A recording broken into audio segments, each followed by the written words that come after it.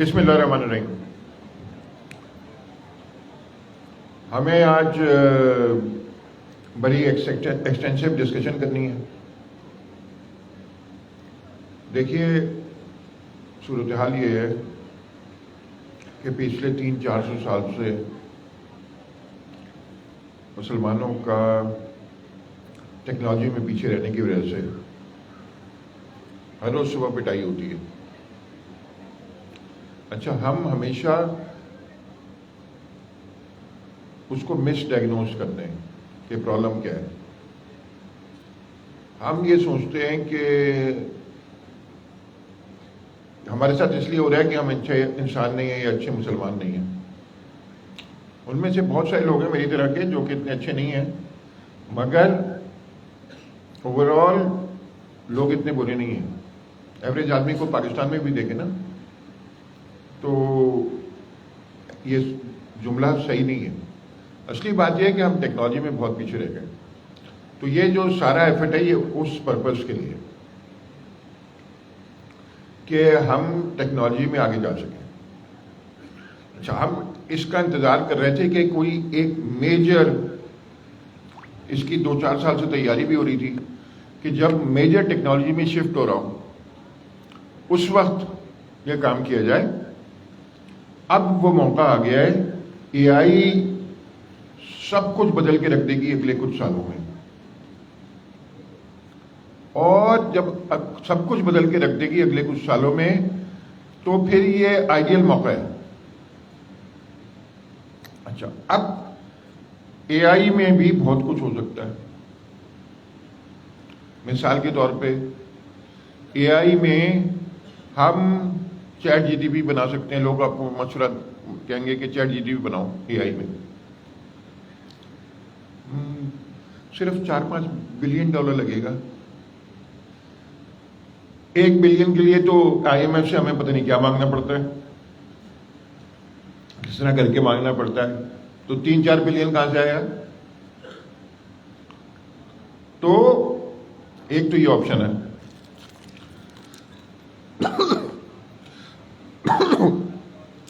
दूसरा ऑप्शन ये है कि हम क्लाउड प्रोवाइडर बन जाएं कि जहां पे एआई के, मिसाल के तौर पे ओपन सोर्स मॉडल लोग, जैसे एक वेबसाइट है, एक सर्विस है गॉर्क, वो एआई के लामा 3 वगैरह को चलाती है, मतलब सर्वर पे चलाती है और आपको एक्सेस देती है उसका। मगर उसमें भी आपको 1-8 बिलियन तो लगेगा ही, और यहां तो बिजली भी नहीं है और इंटरनेट भी स्लो है, तो क्लाउड कैसे लगा देंगे? अब क्या करें? हम ये आई में अपना पार्ट जो प्ले करना चाह रहे हैं। अच्छा, 2 किस्म के मार्केट्स होते हैं किसी भी धंधे में, खासतौर पे सॉफ्टवेयर के धंधे में। एक होता है वर्टिकल मार्केट और एक होता है हॉरिजॉन्टल मार्केट। वर्टिकल मार्केट जो है, पहले हॉरिजॉन्टल करते हैं। हॉरिजॉन्टल जो मार्केट है वो ऐसा होता है जैसे जीमेल की सर्विस सब लोग इस्तेमाल कर सकते हैं, या ऑपरेटिंग सिस्टम विंडोज, ये हॉरिजॉन्टल सॉल्यूशन है। फिर एक होता है वर्टिकल सॉल्यूशन। वर्टिकल सॉल्यूशन क्या होता है कि आप जैसे मेडिकल के डॉक्टर्स के लिए कोई सॉफ्टवेयर बनाए, ये वर्टिकल सॉल्यूशन है। जैसे कैनवा है, वो वर्टिकल सॉल्यूशन है डिजाइनर्स के लिए। तो हॉरिजॉन्टल और वर्टिकल, तो क्यों ना हम ये करें कि वर्टिकल सॉल्यूशंस इंप्लीमेंट करें कस्टमर्स के लिए। अच्छा, अब वर्टिकल में मतलब एआई में क्या, अब अनलिमिटेड हो सकते हैं, मिलियंस ऑफ हो सकते हैं, मुख्तलिफ किस्म के सॉल्यूशंस। आप कंपनियों के लिए ईमेल सर्विस बना सकते हैं।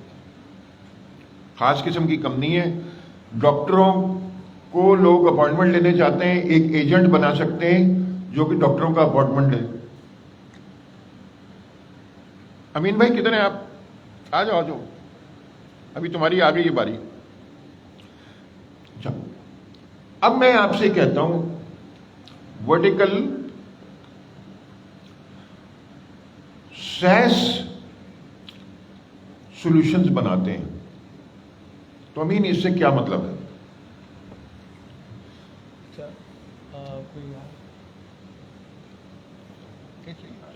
वो मैंने फोकस अच्छा मैंने फोकस करा हुआ था तो मुझे कर दो। बच्चा क्यों करते हैं? यहाँ नीचे से नीचे नीचे नीचे से नीचे नीचे नीचे डंडा जो है राइट और लेफ्ट। हाँ इधर इधर मैं इधर जी, वर्टिकल एलएलएम एजेंट ये टॉपिक है। नहीं, मैं आपसे कह रहा हूं कि वर्टिकल एलएलएम एजेंट्स बनाते हैं। अब इससे मैं क्या मतलब है, ये क्या क्या करें? अच्छा, वर्टिकल का कॉन्सेप्ट तो अभी हमने खुद समझा है कि जब आप कोई प्रोडक्ट लॉन्च कर रहे हैं या कोई प्रोडक्ट बना रहे हैं या कोई प्रोडक्ट चला रहे हैं, तीनों केसेस में आप देखते हैं तो एक प्रोडक्ट ऐसी होती है जो मल्टीपल यूज केसेस को कवर कर रही होती है, मतलब मल्टीपल बिजनेसेस को टारगेट कर रही होती है। अगर आप ईमेल सेंड कर रहे हैं तो जो ईमेल की प्रोडक्ट है वो हर बिजनेस का बंदा यूज़ करता है। अगर कोई बैंकिंग हो वो भी ईमेल यूज़ करता है, ई कॉमर्स हो वो भी ईमेल यूज़ करता है। तो ये वाले सोल्यूशन तो हमारे वो गए जो अभी बताया गया है हॉरिजॉन्टल। अगर हम स्पेसिफिक टारगेट करें बिजनेस को, सपोज कि कोई अपॉइंटमेंट बुक करने की एप्लीकेशन है लेकिन वो सिर्फ बुक करती है डॉक्टर के अपॉइंटमेंट और उसी से रेलेवेंट आपको क्यूरीज के रिप्लाई करती है, तो वो स्पेसिफिक हो गई वो प्रोडक्ट। अब वो प्रोडक्ट आप बैंकिंग में यूज़ नहीं कर सकते, वो प्रोडक्ट आप ई कॉमर्स में यूज़ नहीं कर सकते, आपकी मजबूरी है वो प्रोडक्ट आपने हेल्थ केयर क्लिनिकल सेक्टर में यूज़ करनी है। मतलब आपने स्पेसिफिक किसी बिजनेस को टारगेट कर लिया। बैंकिंग के अगर हम हैं, आप सपोज करें फंड ट्रांसफ़र करना है, फंड ट्रांसफ़र करने वाली जो एप्लीकेशन होगी या पैसे भेजने वाली एप्लीकेशन होगी वो किसी स्पेसिफिक बिजनेस को ड्रिल डाउन कर रही है। तो यहाँ पर हॉरिजॉन्टल का मतलब हुआ कि जनरल टेक्नोलॉजीज जितनी भी हैं वो सब हैं एक साथ हैं। फाइनेंस है, ई कॉमर्स है, रिटेल इंडस्ट्री है, मेडिकल है, ये सारी इंडस्ट्रीज हैं। फिर हम किसी स्पेसिफिक इंडस्ट्री में ड्रिल डाउन करते हैं और ड्रिल डाउन करके स्पेसिफिक डोमेन को टारगेट करते हैं और उस डोमेन से रेलेवेंट कोई प्रोडक्ट या तो लॉन्च करते हैं या इस्तेमाल करते हैं। हम कहते हैं ये प्रोडक्ट हमारी वर्टिकल है। सही है, वर्टिकल से मुराद है किसी स्पेसिफिक बिजनेस में स्पेशलाइजेशन है या किसी स्पेसिफिक बिजनेस के ऊपर उसका यूज़ केस अप्लाई होता है, तो ये हमारा वर्टिकल का यूज़ केस आ गया। अब वर्टिकल का यूज़ केस तो आ गया, लेकिन वर्टिकल क्या चीज़? अभी तो हमने ये कंसीडर करा है कि वर्टिकल बिजनेसेस को हम कॉन्सेप्ट ले रहे हैं कि कोई स्पेसिफिक डोमेन, कोई स्पेसिफिक यूज़ केस जो स्पेशलाइज हो किसी पर्पस के लिए, लेकिन किस मार्केट में, किस जगह पर। अगर हम अपना एंड्रॉयड उठाते हैं, एंड्रॉयड में हमारे पास मल्टीपल एप्लीकेशंस होती हैं, बहुत सारी ऐसी एप्लीकेशंस होंगी जो वर्टिकल मार्केट को टारगेट कर रही हैं, मतलब स्पेसिफिक डोमेन बेस को आप लोगों के मोबाइल में।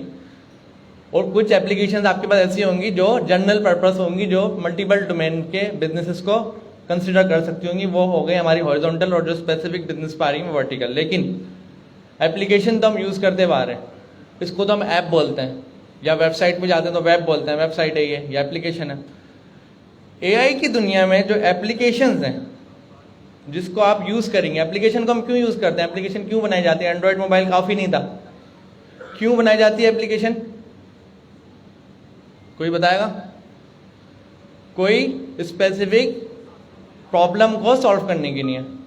सही है, अगर फंड ट्रांसफर की एप्लीकेशन बनाई आप तो बैंक में जाके भी पैसे भेज सकते थे, लेकिन एप्लीकेशन क्यों बनाएगी? ताकि ये प्रॉब्लम सॉल्व हो जाए कि अगर आपको पैसे भेजने हैं आप बैठे बैठे अपने मोबाइल को यूज़ करते ही भी भेज सकते हैं। अब इससे हम एक लेवल ऊपर आ गए। एआई की दुनिया में जो एप्लीकेशंस होती हैं, हमारी टर्म में एप्लीकेशन है, वो एआई की दुनिया में उसका नाम क्या होता है वो मैं बता रहा हूँ। हमारी टर्म में जो हम जानते हैं एप्लीकेशन होती हैं, एप्लीकेशन का हमें यूज़ केस भी पता है, किसी प्रॉब्लम के ऊपर काम कर रही होती हैं। एआई की दुनिया में एप्लीकेशन होती हैं एआई एजेंट्स। क्या चीज़ होती है? बाकी जो लोग खामोश हैं उनसे सवाल है, क्या चीज़ होती है? AI agents. तो एआई एजेंट्स का कॉन्सेप्ट क्या होता है? आप उसी से थोड़ा सा सिमिलर कर लें। जो अभी आपने देखा आपके मोबाइल में कोई ऐप है, अगर वो हम उसको टारगेट कर रहे हैं किसी स्पेसिफिक बिजनेस के लिए, मतलब वर्टिकली आप किसी ऐप को टारगेट कर रहे हैं, मतलब वो कोई यूज़ केस को कवर कर रही है, कोई स्पेशलाइजेशन को कवर कर रही है। हम एआई में आते हैं, एआई में तो एआई में भी एप्लीकेशन हो सकती हैं, हॉरिजॉन्टल भी हो सकती हैं जो हर बिजनेस के ऊपर चल रही हैं, लेकिन एआई के रोड मैप पे हम चलते हुए कोई एप्लीकेशन बनाते हैं और उस एप्लीकेशन को हम बोलते हैं एआई एजेंट्स। और जब हम उस एआई एजेंट को किसी स्पेशलाइज्ड बिजनेस पर्पस के लिए यूज करते हैं हम कहते हैं वर्टिकल एआई एजेंट्स। जी सर। अच्छा, अब हमने ये देखना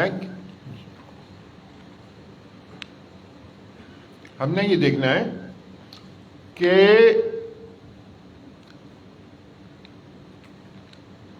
एआई एजेंट्स हैं। अब ओवरऑल पिक्चर समझ में नहीं आ रही। एक चीज होती है जनरेटिव एआई, एक चीज होती है एजेंट्स, एक होते हैं एलएलएम्स। हमें एक कोई फ्रेमवर्क चाहिए जिसमें हम पूरी बात समझ सकें और देख सकें कि हम कहां खड़े हैं। जब तक ओवरऑल पिक्चर ना हो तो आदमी को समझ में नहीं आता। अब मिसाल के तौर पे ओपन एआई कहती है कि 5 लेवल्स हैं एजीआई के। अब एजीआई क्या है? ये बताइए कि सबसे पहले कि वो गोल जो है ना एआई का, वो है एजीआई अचीव करना। गोल जो है वो एजीआई अचीव करना है। अब एजीआई क्या चीज है ये बताइए। AGI artificial general intelligence. AGI का लेवल अचीव करने के लिए सारी कोशिश करी जा रही है। मतलब हम बोलते हैं ना एआई इतनी रेवोल्यूशन ला रही है, इतना चेंज ला रही है, एट द एंड जाना किस तरफ है, गोल क्या है, टारगेट क्या है। कोई ना कोई तो हमारा लिमिट होगी, या लिमिट नहीं कहें तो ये कहें कोई स्पेसिफिक डायरेक्शन होगी। तो एक्चुअल आज की दुनिया की जो भी इनोवेशन है जिसको हम बोलते हैं मसनूई ज़हानत, आर्टिफिशियल इंटेलिजेंस, मतलब मिमिक किया जाता है ह्यूमन्स के माइंड को। ह्यूमन जिस तरीके से काम करते हैं, और इंटेलिजेंट वाला लेवल, ह्यूमन का एक एरर वाला लेवल भी होता है, काम कुछ तो करते कुछ है, इंटेलिजेंट वाला लेवल, उसको अचीव करने के लिए ह्यूमन से बिल्कुल नियर पहुंचने के लिए या उसके लेवल पे पहुंचने के लिए, मतलब जो काम ह्यूमन कर सकता है वो काम एक हमारी बनी बनाई ट्रेन कोई मशीन या कोई सॉफ्टवेयर या टूल जिसको हम एजेंट्स कह सकते हैं वो कर सके। तो एजीआई का पर्सपेक्टिव ये था कि हम सिस्टम को, मतलब टूल्स को या इक्विपमेंट्स को या एप्लीकेशंस को इतना स्मार्ट कर दें कि जो काम आज हमें ह्यूमन से कराने की ज़रूरत होती है वो काम सारा हम एआई से करवाएं। क्योंकि ह्यूमन और प्रोडक्टिव हो सकता है ना, दूसरी इनोवेशंस पा सकता है, दूसरी चीज़ें कर सकता है। तो अगर आप किसी सिस्टम को डिज़ाइन करते हैं और आप ह्यूमन से मिलाते हैं, हम कैलकुलेटर ले लेते हैं, तो कैलकुलेटर तो ह्यूमन से बहुत फास्ट है। अगर आप उसको कैलकुलेटर को कोई कैलकुलेशन कॉम्प्लेक्स देते हैं, जितनी देर में ह्यूमन करेगा उससे बहुत ज़्यादा फास्ट कैलकुलेटर कर देता है। तो इसका मतलब हम ह्यूमन की कौन से लेवल को बीट करना चाह रहे हैं। अगर कैलकुलेटर की बात करें तो वो भी तो एक तरह की आर्टिफिशियल इंटेलिजेंस को हम कंसिडर कर सकते हैं। एक वक्त की वो आर्टिफिशियल इंटेलिजेंस है क्योंकि वो ह्यूमन से ज़्यादा फास्ट कर रही है, ह्यूमन भी वो काम करता था। लेकिन ह्यूमन का जो एक्यूरेट लेवल होता है, मतलब किसी काम को करने का जो बेहतर लेवल होता है, उस लेवल को अगर हम मिमिक करके किसी सिस्टम पे लाएं और उसको और मजीद इन्हेंस करें, पहले तो सिस्टम में लाएं फिर उसको और इन्हेंस करें, और जितना अच्छा ह्यूमन कर सकता है उससे बेहतर या एटलीस्ट उस लेवल तक या उससे अलग ही लेवल तक लेके जाएं, तो हम ये चीज़ एआई में कर रहे होते हैं। अब ह्यूमन के तो बहुत सारे लेवल्स हैं। ह्यूमन तो 10 काम करता है, ह्यूमन तो मल्टीटास्किंग होता है, ह्यूमन तो अलग इंटेलिजेंट लेवल होता है, ह्यूमन तो अपना घर भी देख रहा होता है, कारोबार भी देख रहा होता है, स्टूडेंट्स भी होता है, 10 चीज़ें देख रहा होता है। तो ह्यूमन्स के लेवल पर हम किसी मशीन को कैसे ला सकते हैं? तो जब हम ह्यूमन्स के लेवल पे किसी मशीन को लेकर आ जाएंगे, हम उसको बोलेंगे आर्टिफिशियल जनरल इंटेलिजेंस, मतलब जनरल लेवल के टास्क को कर सकती है। अभी तो हम स्पेशलाइज है ना, अभी तो हम स्पेशलाइजेशन की बात कर रहे हैं कि हमने कोई ऑटोमेशन कर दी। वो ऑटोमेशन क्या कर सकती है?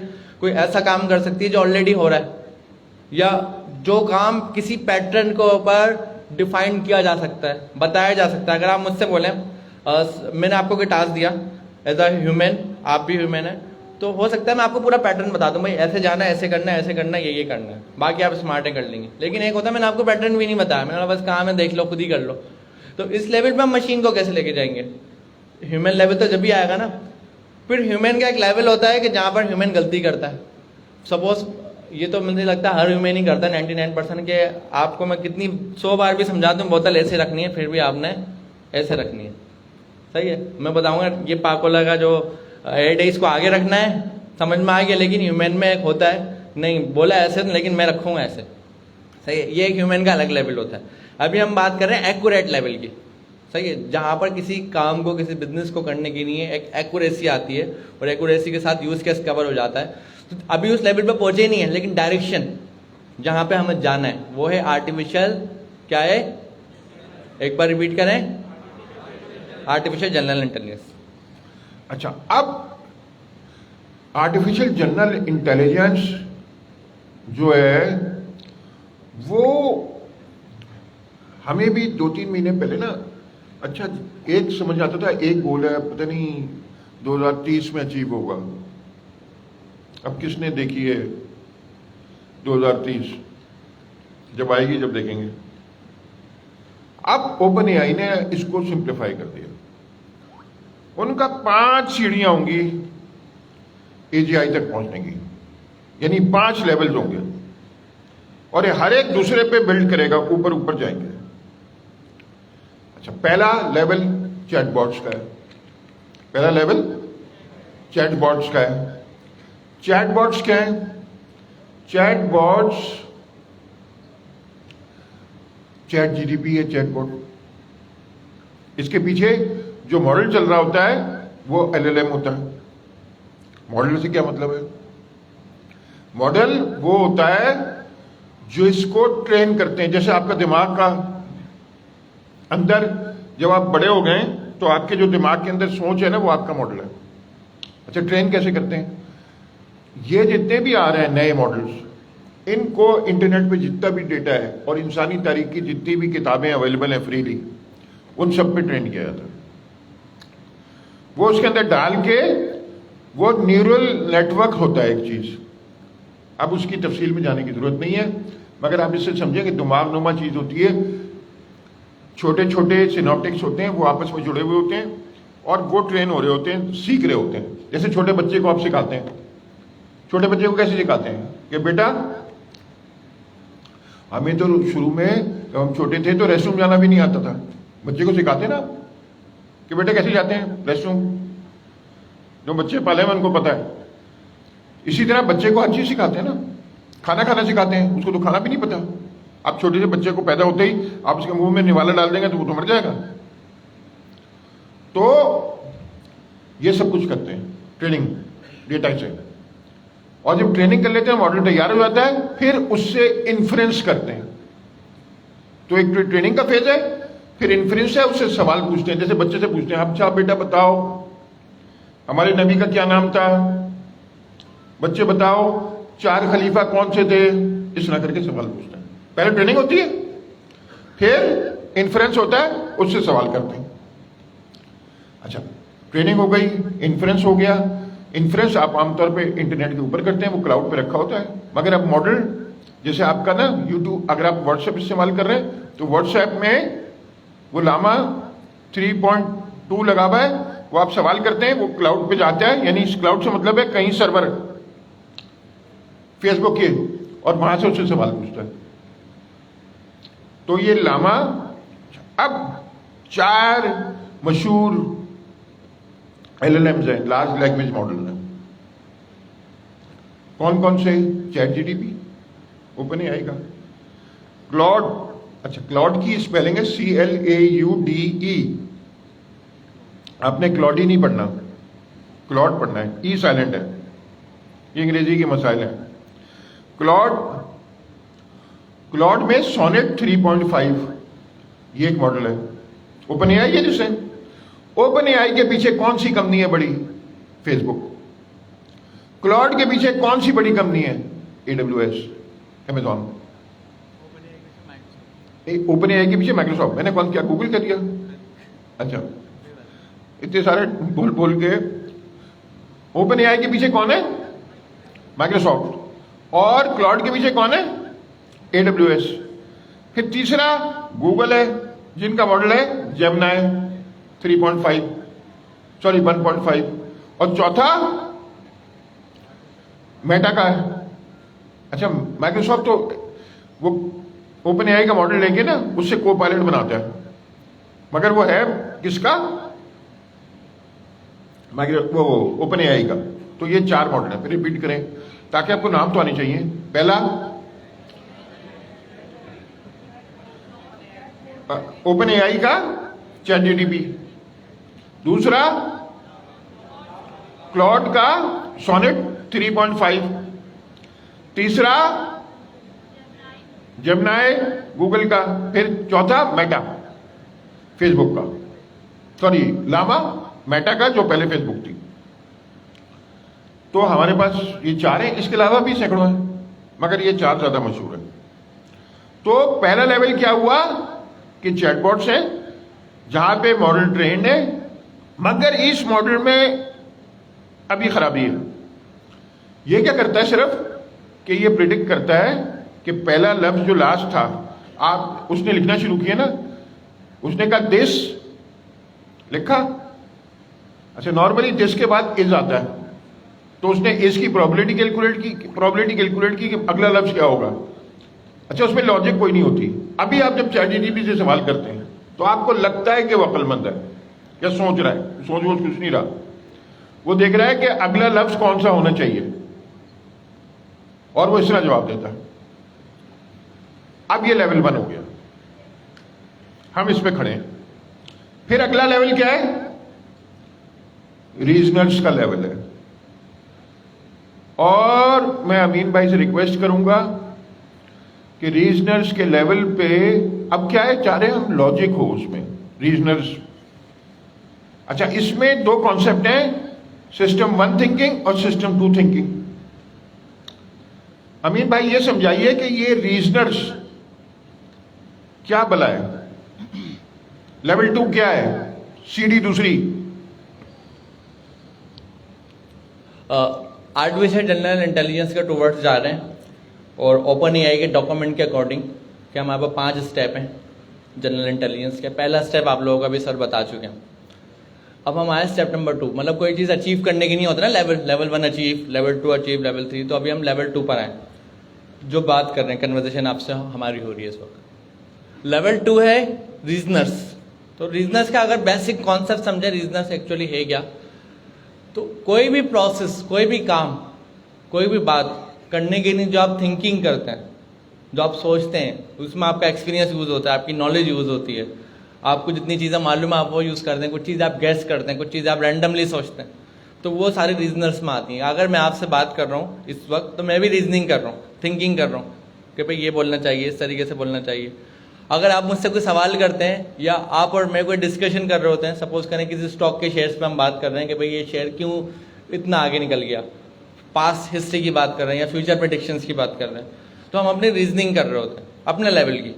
अब रीजनिंग कितनी एक्यूरेट है वो डिपेंड करता है बोलने वाले के एक्सपीरियंस पे, उसकी नॉलेज पे। हो सकता है वो गलत बोल रहा हो सकता है वो 10% सही हो सकता है 90% सही हो, लेकिन रीजनिंग हम इस कॉन्सेप्ट को बोलते हैं। तो रीजनिंग में आ जाती है थिंकिंग, सोचना। तो थिंकिंग के भी कुछ लेवल्स होते हैं।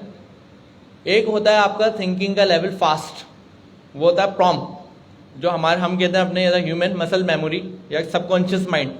आप अगर ड्राइव कर रहे हैं, राइड कर रहे हैं, किसी को जवाब दे रहे हैं, तो बहुत सारी आपकी चीज़ें लाइफ में ऐसी होती हैं, कॉमन होती हैं, उसके बारे में आपको सोचने की ज़रूरत नहीं है। अगर मैं आपसे आपका नाम पूछूं, आप क्विक मुझे बता देंगे, ना कि आप बहुत सोचें। नाम सोच के ही बताया आपने, जाहिर है किसी और का नाम नहीं बताया, आपने ही बताया, लेकिन बड़ा फास्ट आपने क्विक रिस्पॉन्स कर दिया।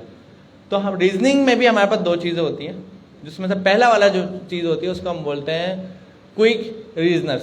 क्विक रीजनर्स का जो दूसरा वर्ड है वो आता है सिस्टम 1 थिंकिंग। सिस्टम 1 थिंकिंग में हम ये कहते हैं जो सवाल का जवाब देना है वो क्विकली देना है, क्विक रिस्पॉन्स करना है। मतलब सवाल आपने पूछा, मैंने डायरेक्ट रिस्पॉन्स करा, तो इस वक्त जो मैं स्पीच कर रहा हूँ यहाँ पर आपसे स्पीकिंग कर रहा हूँ, मैं सिस्टम 1 थिंकिंग यूज़ कर रहा हूँ। सिस्टम 1 थिंकिंग में अगर आप एग्जाम्पल लें किसी डॉक्टर की, कि आप डॉक्टर के पास गए, डॉक्टर को आपने अपना चेकअप कराया, और चेकअप करा के उसने गैस करा कि अपने एक्सपीरियंस नॉलेज से बताया कि आपको ये वाला मसला है, आपको फीवर है, आपको कुछ और प्रॉब्लम है, कोई भी उसने डिटेक्ट कर लिया कि आपको ये मसला है, और साथ उसने प्रिस्क्रिप्शन आपको फ़ौरन से क्विकली लिख के दे दी। मतलब आप डॉक्टर के पास गए, आपने कहा भाई ये मुझे प्रॉब्लम है, उसने देखा, उसने कहा भाई आपको तो बड़ा तेज फीवर है, उसने आपको प्रिस्क्रिप्शन लिख दी। तो तो ये जिस डॉक्टर ने अपनी सिस्टम 1 थिंकिंग का यूज करा, मतलब अपनी नॉलेज एक्सपीरियंस को यूज करते हुए बता दिया, क्योंकि वो देख रहा होता है इस तरह के केस, रोजाना देख रहा होता है, उसको पता है आपको क्या प्रॉब्लम है। लेकिन साथ साथ उसी डॉक्टर ने क्या करा, आपको कुछ टेस्ट लिख के दिए, आपको कुछ दवाइयां दी गई, खा के 2 दिन बाद मुझे बताना है और ये टेस्ट है और इन टेस्ट को जाके आपने करवाना है, सारे चेकअप कराने और मुझे लाकर दिखाना है, इनकी रिपोर्ट्स दिखानी है। तो सिस्टम 1 थिंकिंग मतलब fast, quick reasoning, quick response, intuitive response देना। यहां पर हमारे पास क्या चीज आ जाती है, क्या आ जाता है, फास्ट। और डॉक्टर ने जो आपको प्रिस्क्रिप्शन लिख के दी वो सिस्टम 1 थिंकिंग के अकॉर्डिंग दी। अब हम आते हैं, हम बोलते हैं एरर भी तो हो सकता है डॉक्टर से गलती हो गई हो चेक करने में।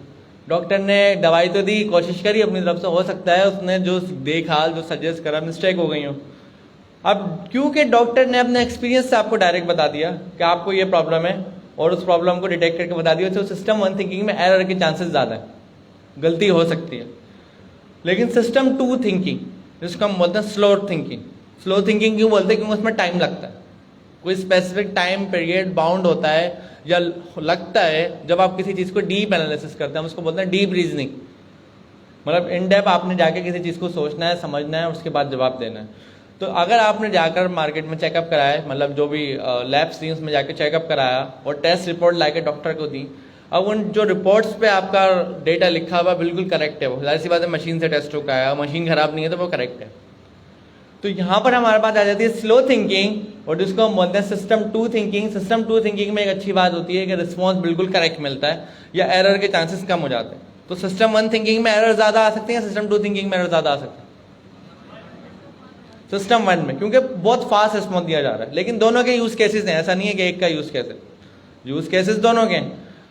अब हम इसी अप्रोच को अगर एआई पे लेके जाते हैं, एआई किस तरीके से काम करती है, जब आप एआई के 2 पर्सपेक्टिव होते हैं, एक होता है एआई को ट्रेन करना, मतलब सिखाना, एक होता है उसको यूज करना। ट्रेन करने वाले मॉडल को हम ट्रेन बोलते हैं, यूज करने वाले को हम बोलते हैं इन्फेरेंस, कि हम उसके साथ इन्फेरेंस कर रहे हैं। तो अगर आप चैट जीपीटी यूज कर रहे हैं, चैट जीपीटी का प्रॉम्प्ट देते हैं, उसका रिस्पॉन्स लेते हैं, तो आप उससे इन्फेरेंस कर रहे हैं, ठीक है। लेकिन अगर मैं उस चैट जीपीटी का मॉडल बना रहा हूँ, क्रिएट कर रहा हूँ, उसमें डेटा इंजेस्ट कर रहा हूँ, मतलब डेटा उसमें ऐड कर रहा हूँ, तो मैं उसको ट्रेन कर रहा हूँ। तो ट्रेन और इन्फेरेंस 2 चीजें होती हैं। ट्रेन तो स्पेसिफिक टाइम पे होता है, चैट जीपीटी ट्रेन हो गया हुआ किसी टाइम पर और रखा हुआ ट्रेन हुआ, सही है, एक टाइम पे ट्रेन हुआ, सपोज करें कोई डेट आप सपोज कर लें, उस डेट को ट्रेन हुआ है और वो उस डेट का ट्रेन है। अब आप जो भी यूज कर रहे हैं, उसको जो भी चीजें बता रहे हैं, हो सकता है आपने उसको कोई बात बोली, आपने कहा भाई मुझे इस सवाल का जवाब दो, उसने जवाब दिया, फिर आपने उससे दोबारा से सवाल करा, आपने कहा ये जवाब दिया है, इसमें ये चीजें भी ऐड करो। ये सारी इन्फेरेंसिंग चल रही है, इसको हम ट्रेनिंग नहीं बोलेंगे क्योंकि ट्रेन तो हुआ है। आप इन्फेरेंसिंग के थ्रू अपनी बात वहां तक पहुंचा रहे हैं और बात का रिस्पॉन्स दे रहे हैं। हो सकता है उसने बात का जवाब इतना एक्यूरेट नहीं दिया, आपने बोला यार ये तो कुछ और समझा है, मेरी बात नहीं समझा, आपने उससे आइट्रेशन करी, आइट्रेशन मतलब मल्टीपल टाइम उससे पूछा, उसने जवाब दिया, जवाब को आपने इनहेंस करवाया, आपने कहा जवाब को मैं ये ऐड करो, ये ऐड करो, आपकी और उसकी इन्फेरेंस चल रही है। तो जब हम थिंकिंग में आते हैं, थिंकिंग की बात करते हैं, तो हम कहते हैं एआई मॉडल, जिसमें हम एजीआई का लेवल 2 की बात कर रहे हैं, कि वो थिंकिंग में कितना एफिशिएंट है। तो जीपीटी का एक मॉडल है जिसका नाम है फोरो आपको फ्री में मिल जाता होगा, अगर चैट जीपीटी पे जाते होंगे। फोरो करता है सिस्टम 1 थिंकिंग। इससे पहले जो मॉडल थे वो थिंकिंग नहीं करते थे, वो डायरेक्ट रिस्पॉन्स करते थे। फोरो करता है सिस्टम 1 थिंकिंग। सिस्टम 1 थिंकिंग में वो क्या करता है, वो प्रॉम्प्ट क्विक रिस्पॉन्स देता है। उसने आपकी क्यूरी ली, क्यूरी का डायरेक्ट जवाब बनाया, आपको दे दिया, मतलब थिंकिंग का उसको टाइम नहीं मिला। क्विक सबकॉन्शियस माइंड में जैसा ह्यूमन काम करता है, इसी तरह उसने आपका सवाल समझा और जवाब दे दिया, क्विक रिस्पॉन्स। जवाब अच्छा आया, जाहिर सी बात है फोरो को बड़ा ट्रेन करा गया, बड़ा बनाया गया है, उसमें बहुत सारी चीजें डेवलप्ड हुई हैं। जीरो शॉट लर्निंग के ऊपर उसका जो एक्सपीरियंस है वो बड़ा मतलब वास्ट है, बहुत अच्छा है। लेकिन फिर भी वो सिस्टम 1 थिंकिंग कर रहा है, तो हमें पता है कि उसको हम कोई ऐसा टास्क देते हैं जो कॉम्प्लेक्स है, जो उसको जो यूज टू नहीं है वो करने के लिए, मतलब उसको ट्रेन करा हुआ है, कॉमन टास्क तो अच्छे कर रहा है, बहुत सारे टास्क सोचे जो यूज टू नहीं है, जिसमें उसको डीप एनालिसिस करने की जरूरत है, इन डेप्थ नॉलेज गैदर करके सोचने की जरूरत है। जैसे कि हम समटाइम एक वर्ड यूज करते हैं, आपने डिसीजन लिया, हमने कहा सोच लो, तो आप सोचने पे क्या आप करते हैं, डीप एनालिसिस करते हैं, बोलते हैं यार मैंने बात जो बोली है सही है गलत है, ठीक है। जब हम राइटिंग कर रहे होते हैं तो मोस्टली होता है हम डीप एनालिसिस करते हैं, लिखते लिखते हम रुकते हैं, पूरा सोचते हैं, फिर लिखते हैं, फिर एनालिसिस कर रहे हैं। लेकिन जब हम स्पीकिंग कर रहे होते हैं तो हमारे पास डीप एनालिसिस करने के चांसेस कम होते हैं। मोस्टली हम सिस्टम 1 थिंकिंग के ऊपर ही स्पीकिंग कर रहे होते हैं, गलती हो जाती है, फिर हम बोलते हैं तो मिस्टेक हो गई। तो जीपीटी का दूसरा मॉडल है, उसका नाम है O1। O1 अभी कुछ टाइम पहले लॉन्च हुआ है, ओपन एआई का स्ट्रॉबेरी प्रोजेक्ट, मतलब उन्होंने प्रोजेक्ट का नाम रखा था ओपन एआई का स्ट्रॉबेरी प्रोजेक्ट। उस स्ट्रॉबेरी प्रोजेक्ट पे वो ये कहते हैं कि हम जो प्रोसेस है इन्फेरेंसिंग के, मतलब आप इन्फेरेंस कर रहे हैं, सवाल जो आप कर रहे हैं, कह रहे हैं इन्फेरेंसिंग लेवल पर हम इम्प्लीमेंट करते हैं system two thinking. System two thinking किस तरीके से जीपीटी इम्प्लीमेंट करता है? अगर आप एग्जाम्पल लें डॉक्टर की, कि आपने जाकर उसको प्रॉब्लम बताई, अगर हम 4 और ने प्रॉब्लम समझी, डायरेक्ट जवाब दे दिया। लेकिन अगर आप O1 पे जाते हैं जहाँ सिस्टम टू थिंकिंग है, वो किस तरीके से वर्किंग करता है? वो पहले आपका प्रॉब्लम लेता है। सपोज करें आपने कहा भाई मुझे ये प्रॉब्लम है, आप प्लीज़ इसका मुझे रिस्पॉन्स करें, ये मेरे साथ मतलब अभी फ़िलहाल मेरी फिजिकली ये कंडीशन है। उसने आपकी प्रॉब्लम समझी, उस प्रॉब्लम का जवाब नहीं दिया, बल्कि जवाब देने की नहीं, क्या क्या नॉलेज लेने की ज़रूरत है या किन किन बारे में सोचने की ज़रूरत है, सिर्फ वो टॉपिक ले लिए। मतलब मैंने आपसे सवाल करा, आप मुझे डायरेक्ट जवाब देने के बजाय आपने मेरा सवाल समझा और जवाब देने की नहीं, क्या क्या चीज़ें सोचने की ज़रूरत है, आपने वो लिखना शुरू कर दिया। आपने कहा सर का सवाल जवाब देने की नहीं है, मुझे पहले ये चीज़ सोचनी है, फिर ये चीज़ सोचनी है, फिर ये सोचनी है, फिर ये सोचनी है, 6 चीज़ें सोचनी है, फिर जवाब देना है। आपने 6 की 6 चीज़ें सोची, कुछ चीज़ें आपको नहीं पता थी, आपने सर्चिंग करी, कुछ पूछा, किसी से हेल्प ली, और पूछने के बाद आपने पूरा जवाब लिया और जवाब मुझे दे दिया। तो मतलब O1 ने क्या करा, इसको हम बोलते हैं चेन ऑफ थॉट्स, कि मैंने आपको कोई काम दिया, काम आप डायरेक्ट मुझे कर सकते थे, दे सकते थे, रिस्पॉन्स दे सकते हैं, लेकिन आपने डायरेक्ट मुझे रिस्पॉन्स देने के बजाय उस काम को कुछ हिस्सों में डिवाइड करा, सेग्रीगेट करा। आपने कहा पहले मैं ये करूंगा, ये हो जाएगा, फिर ये करूंगा, फिर ये हो जाएगा, ये करूंगा, 6 हिस्सों में डिवाइड करके आपने पूरा काम को करा, फिर आपने मुझे बताया ये काम ऐसे होगा या ऐसे करा। तो चेन ऑफ थॉट्स में क्या होता है, पहले एक चीज करी, वो हो गई दूसरी, दूसरी के बाद तीसरी, अब वो 1 2 3 4 5 जो वो काम कर रहा है उसको कैसे पता, उसने वो भी खुद निकाला है। तो इसका मतलब O1 सिस्टम 1 थिंकिंग यूज करता है। अगर आप उससे कोई सवाल करते हैं, सवाल का जवाब उसको पता है क्विकली, तो वो क्विकली दे देगा आपको। अगर उस सवाल के जवाब में एनालिसिस करने की जरूरत है, वैसे O1 को ट्रेन करा है कि एनालिसिस करे, तो अगर आपको उस सवाल के जवाब में एनालिसिस करने की जरूरत है, तो पहले आपका सवाल लेके वो कुछ पार्ट्स में उसको डिवाइड करेगा। सिस्टम 1 थिंकिंग यूज करते हुए क्या करेगा, डिवाइड करेगा कि मुझे ये 5 चीज़ों के बारे में थिंकिंग करने की जरूरत है। थिंकिंग में भी क्या थिंकिंग करनी है, तो हज़ारों चीज़ें। उसने कहा मुझे 5 चीज़ों के बारे में थिंकिंग करनी है, डीप एनालिसिस करनी है। फिर उन 5 चीज़ों पर उसने डीप एनालिसिस करी, थिंकिंग करी, और थिंकिंग करके आपको क्विक रिस्पॉन्स दे दिया। सपोज करें आप कोई गेम खेल रहे हैं, लूडो कितने लोग खेलते हैं, ये खेला है कभी जिंदगी में? ऑलमोस्ट सब है। चेस कितने लोगों ने खेला है? सही है, अच्छे खास हैं। सपोज करें चेस में एक नाइट है, आपने उसको चलना है 2.5 उसको ऊपर गैप से वो जंप स्टेप पे चलता है। आपने कहा नाइट मुझे चलना है, जैसे ही सामने वाले ने अपना स्टेप चलाया, आपने पहले से सोचा हुआ मुझे ये स्टेप करना है, आपने फौरन नाइट उठाया, फौरन रख दिया। आपने सोचा, फौरन नाइट उठाया, फौरन रख दिया, और रखने के बाद आपको फील हुआ अच्छा यार इससे बेहतर एक और स्टेप था, मैंने वो चूज नहीं करा। तो उसका बेस्ट प्रैक्टिस क्या होती है, चेस वाले क्या करते हैं, जैसे ही आपने अपनी स्टेप रन करा, अपना स्टेप चलाया, मेरी जैसी बारी आई, मैंने सोच लिया ये चलाना है, लेकिन सोचने के बाद भी मैं थोड़ा सा टाइम लिया। मुझे पता है मुझे ये वाला नाइट उठा के यहाँ रखना है, सोच चुका हूँ, लेकिन मैं थोड़ा टाइम लिया और अपनी सोच को ऊपर ही एनालिसिस करी, क्या मैं सही कर रहा हूँ या कुछ और भी ऑप्शन है। वो जो मैं एनालिसिस कर रहा हूँ इन डेप्थ, वो है सिस्टम 2 थिंकिंग। और वो जो मैंने डायरेक्ट सोच लिया था मैं ये उठा के ये चलता, वो था सिस्टम 1। मतलब मैंने सिस्टम 1 यूज करा, मैंने सोचा इसको उठा के यहाँ रख देना, फिर दूसरा मैंने सिस्टम 2 से सोचा है जो मैं करने जा रहा हूँ ये सही है या कुछ और भी ऑप्शन है। डीप एनालिसिस करी, और उस डीप एनालिसिस करने के बाद मुझे पता लगा नहीं ये मैं गलत कर रहा था, मुझे कुछ और करना चाहिए, या हो सकता है मुझे ये पता लगा मैं सही कर रहा था, इस चीज को हम आगे लेकर चलना चाहिए। तो डीप एनालिसिस जब आ जाती है, रीजनिंग आ जाती है, तो यहाँ पर हम कहते हैं सिस्टम 2 थिंकिंग आ गई है। तो जो जीपीटी का O1 का मॉडल है वो फास्ट रीजनिंग मतलब स्लो थिंकिंग करता है। स्लो थिंकिंग की वजह से क्या होता है, रीजनिंग हो जाती है, और रीजनिंग से हमारा जो रिस्पॉन्स है बड़ा एक्यूरेट आ जाता है, मतलब जो हम चाहते हैं उस लेवल की अचीव हो जाता है। तो उसमें चेन ऑफ थॉट्स यूज होती है, मतलब स्टेप्स में काम करता है, पहले 1 2 3 4 5 मतलब चेन चल रही होती है थॉट्स की। एक थॉट्स कंप्लीट हुई, दूसरी थॉट्स, तीसरी थॉट्स सारी कंप्लीट हुई, आपका उसने जवाब दे दिया। ये हम कहते हैं आर्टिफिशियल जनरल इंटेलिजेंस का लेवल 2, जिसको हम रीजनिंग कहते हैं। रीजनिंग में सिस्टम 1 थिंकिंग और सिस्टम 2 थिंकिंग अचीव हो गई है। जी सर।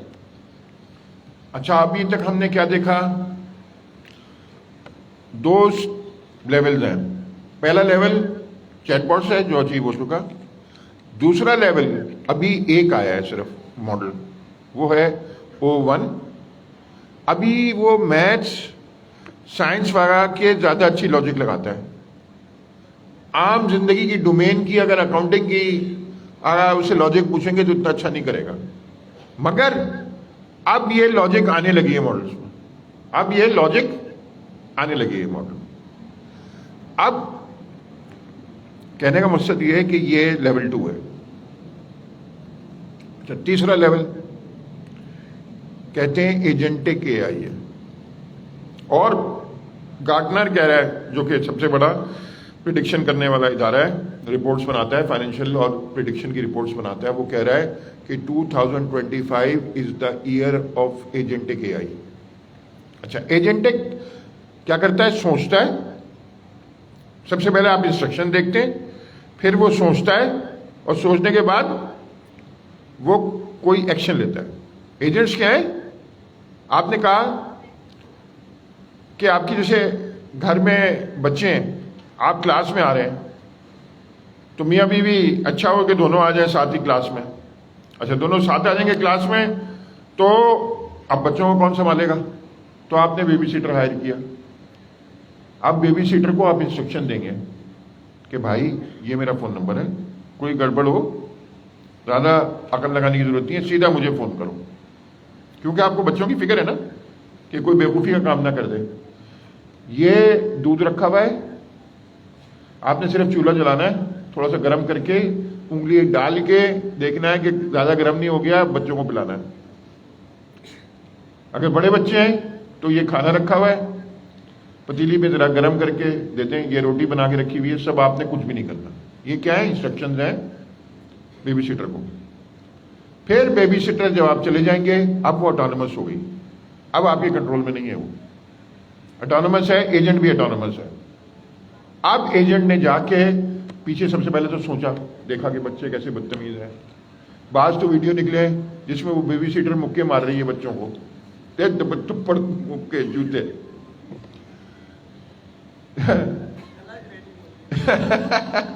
अच्छा, ये तो अच्छा, वो सोच रही है कि ये बच्चों को कैसे कंट्रोल को, वो अपना अकल लगा रही है ना कि पहले डरा दो बच्चे को। अच्छा, मैं भी इस जुर्म में शामिल हूं। हमारे अब्बा के दोस्त का बेटा था, वो आता था, यार अम्मा के सामने ना मेरी चूटियां काटता था, मुझे मुक्के मारता था। मैंने कहा, मेरे प्यारे बेटे जरा बाहर चलते हैं। होगा कोई 8-10 साल का, था भी तकड़ा पूरा, बाहर लेके गया, मुंह पे नहीं, छोटे बच्चों को बॉटम पे टनन करके मैंने दिया।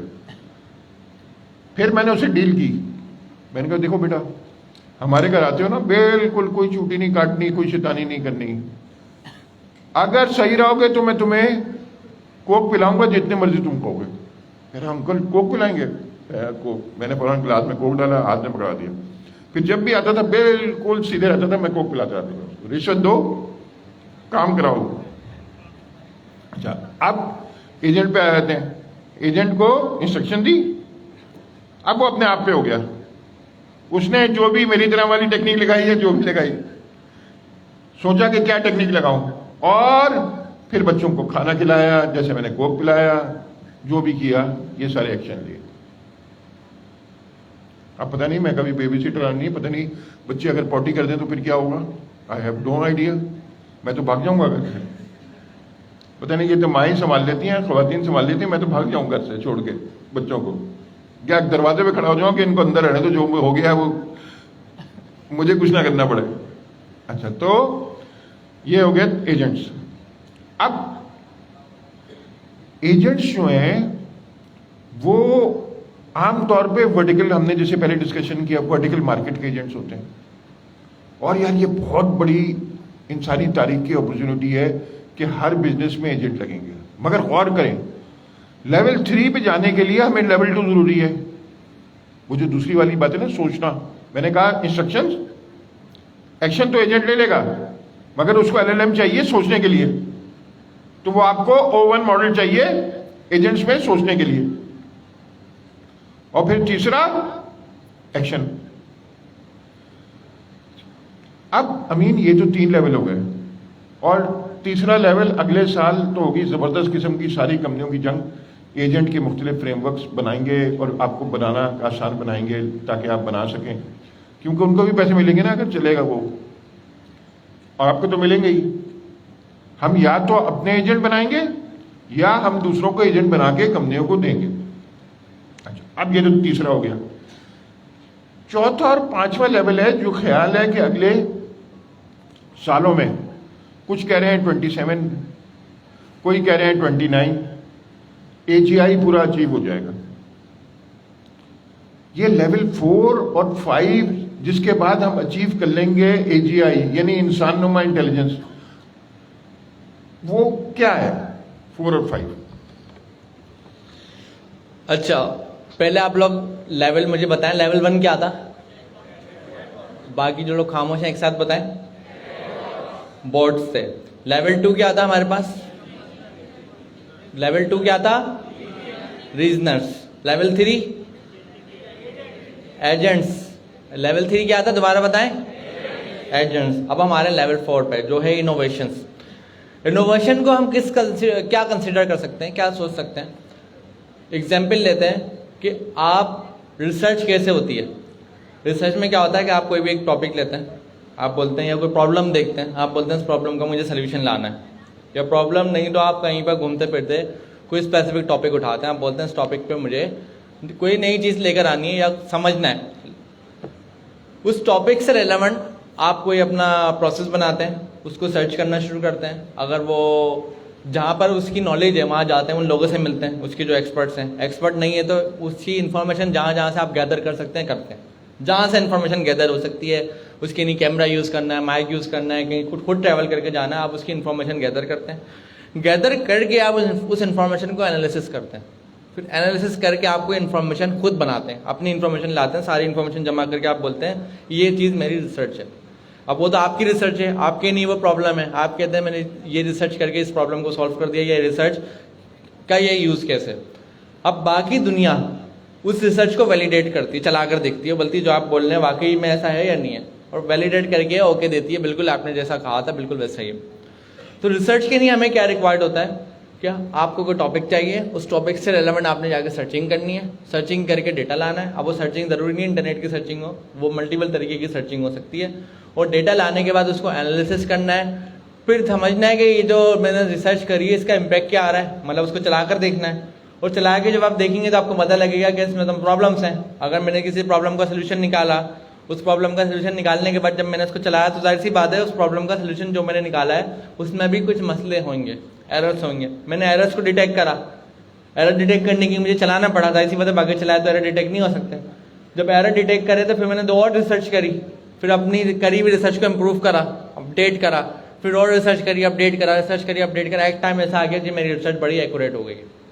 और जब वो एक्यूरेट हो गई है मैंने लॉन्च कर दी, और जो जो लोग मेरे साथ थे उन्होंने उसको वैलिडेट करा, उन्होंने कहा बिल्कुल आपने सही रिसर्च करी है। और उस रिसर्च से जो हमने सीखा वो हमने अडॉप्ट करा, और अडॉप्ट करके दूसरों को बताया कि भाई ये रिसर्च से ये प्रॉब्लम सॉल्व हुई है, अब बाकी दुनिया भी इस प्रॉब्लम को से कुछ सीख सकती है और सीख के अडॉप्ट कर सकती है। ठीक है, अडॉप्टेबिलिटी आ गई। तो इसमें 3 चीज़ें आती हैं। पहले आपने कुछ रिसर्च करी, कुछ सर्चिंग करी, कुछ फाइंड करा, कुछ क्रिएट करा, फिर आपने अपनी सेल्फ इम्प्रूवमेंट करी, मतलब अभी हम सिर्फ इम्प्रूवमेंट कर रहे हैं कि इम्प्रूवमेंट करी, उसको अपडेट करा, फिर अडॉप्टेबिलिटी करी, मतलब उसको देखकर समझकर कुछ अडॉप्ट करा, उस अडॉप्ट करके इम्प्लीमेंट करा। तो अगर आप कोई ऐसा मॉडल बना देते हैं जो मॉडल आपका टॉपिक लेके रिसर्च करता है, रिसर्च करने से मुराद है सर्चिंग करता है और नया डेटा क्रिएट करता है जो चीज़ पहले नहीं है। अगर आप कोई गेम खेल रहे हैं या आप उस गेम के कुछ रूल्स हैं और उस रूल्स को डिफाइन करने के लिए कोई तरीक़ेकार है, अब नई तरीके किसी ने सीखे ही नहीं। मतलब एक होता है गेम के कुछ रूल हैं, बाउंड्री है, बाउंड्री से बाहर नहीं जा सकते, लेकिन उस बाउंड्री में रहते हुए भी उस गेम के तरीक़ेकार बहुत सारे हो सकते हैं, लेकिन वो तरीक़ेकार किसी ने एक्सप्लोर नहीं करे। तो जब आप लेवल 4 पे आते हो, लेवल 4 पे वो एक्सप्लोर करता है, मतलब नई चीज़ें भी ट्राई करता है, और नई चीज़ें ट्राई करके उसका इम्पैक्ट देखता है कि क्या आ रहा है। तो यहाँ पर एक टॉपिक आ जाता है सिमुलेशंस। सिमुलेशंस क्या होती हैं कि एक वर्चुअल एनवायरनमेंट या एक फेक एनवायरनमेंट या एक ऐसा एनवायरनमेंट जहाँ पर आप टेस्टिंग कर सकते हो, चला कर देख सकते हो रियल वर्ल्ड में डिप्लॉय करने से पहले। मतलब अगर स्टेट बैंक ने कोई फाइनेंस पॉलिसी बनाई है, वो फाइनेंस पॉलिसी आपको बट जैसे वो इम्प्लीमेंट करेगा तो उसका इम्पैक्ट आना शुरू होगा, तो वो आप पे इम्प्लीमेंट करने से पहले एक्सपर्ट से पूछता है कि भाई ये फाइनेंस पॉलिसी सही है, इसमें कुछ मसले तो नहीं है। एक्सपर्ट क्या करते हैं, सोचते हैं और जब वो सोचते हैं तो ये सोचते हैं जब ये फाइनेंस पॉलिसी इम्प्लीमेंट होगी तो उसका ये इम्पैक्ट आएगा, ये आएगा, ये आएगा, ये आएगा। तो एक तरह से आप अपने माइंड में सिमुलेशन रन कर रहे हैं, मतलब उसका हुआ नहीं है ऐसा अभी तो सिर्फ हमने रिपोर्ट बनाई है, अभी तो हम कोई पॉलिसी लेकर आए, पॉलिसी को इम्प्लीमेंट नहीं करा, लेकिन इम्प्लीमेंट करने से पहले हमने सोचा अपने माइंड में सिमुलेशन रन करके कि जब ये इम्प्लीमेंट होगी तो क्या होगा। एआई जब इस लेवल पे आ जाता है कि वो हमारी टॉपिक लेता है, उस टॉपिक के ऊपर सर्चिंग करता है, सर्चिंग करने के बाद सिमुलेशन में मतलब एक फेक एनवायरनमेंट में उसका डेटा रन करके देखता है या उसको चला कर देखता है, और चलाने देखने के बाद उसका रिजल्ट निकालता है। अगर उस रिजल्ट के अकॉर्डिंग अपडेट करने की जरूरत है, मतलब उसने देखा इसका रिजल्ट जो भी आया है इस रिजल्ट के अकॉर्डिंग कुछ अपडेट चाहिए, मतलब एरर्स हैं, काम सही नहीं हुआ है, काम में मसले हैं, तो उसको कैसे पता लगा? अभी तो वो रियल वर्ल्ड में डिप्लॉय नहीं हुआ है, उसने सिमुलेशन में उसको रन करा, उसके एरर्स निकाले और एरर्स निकाल के उसको क्या करा? सेल्फ इम्प्रूव करा, मतलब अपने आप को अपडेट करा, जिसको बोलते हैं सेल्फ इम्प्रूवमेंट। एक होता है इम्प्रूवमेंट हो कोई और कर रहा है, एक होता है सेल्फ इम्प्रूवमेंट, मतलब एआई का मॉडल इस लेवल पर है कि वो कोई टॉपिक लाता है, उस टॉपिक के बारे में सर्चिंग करता है, उस सर्चिंग को अपने पास ही लोकल एक फेक एनवायरनमेंट में सिमुलेशन में रन करता है, और रन करने के बाद उसको एरर्स आता है, उन एरर्स को खुद सॉल्व करता है, सेल्फ इम्प्रूव करता है, अपने आप को खुद अपडेट करता है, फिर जाके सर्चिंग करके लाता है, फिर अपडेट करता है, फिर जाके सर्चिंग करके लाता है, फिर अपडेट करता है, जब तक उसको अपना लेवल जो अचीव करना चाह रहा है अचीव नहीं हो जाता।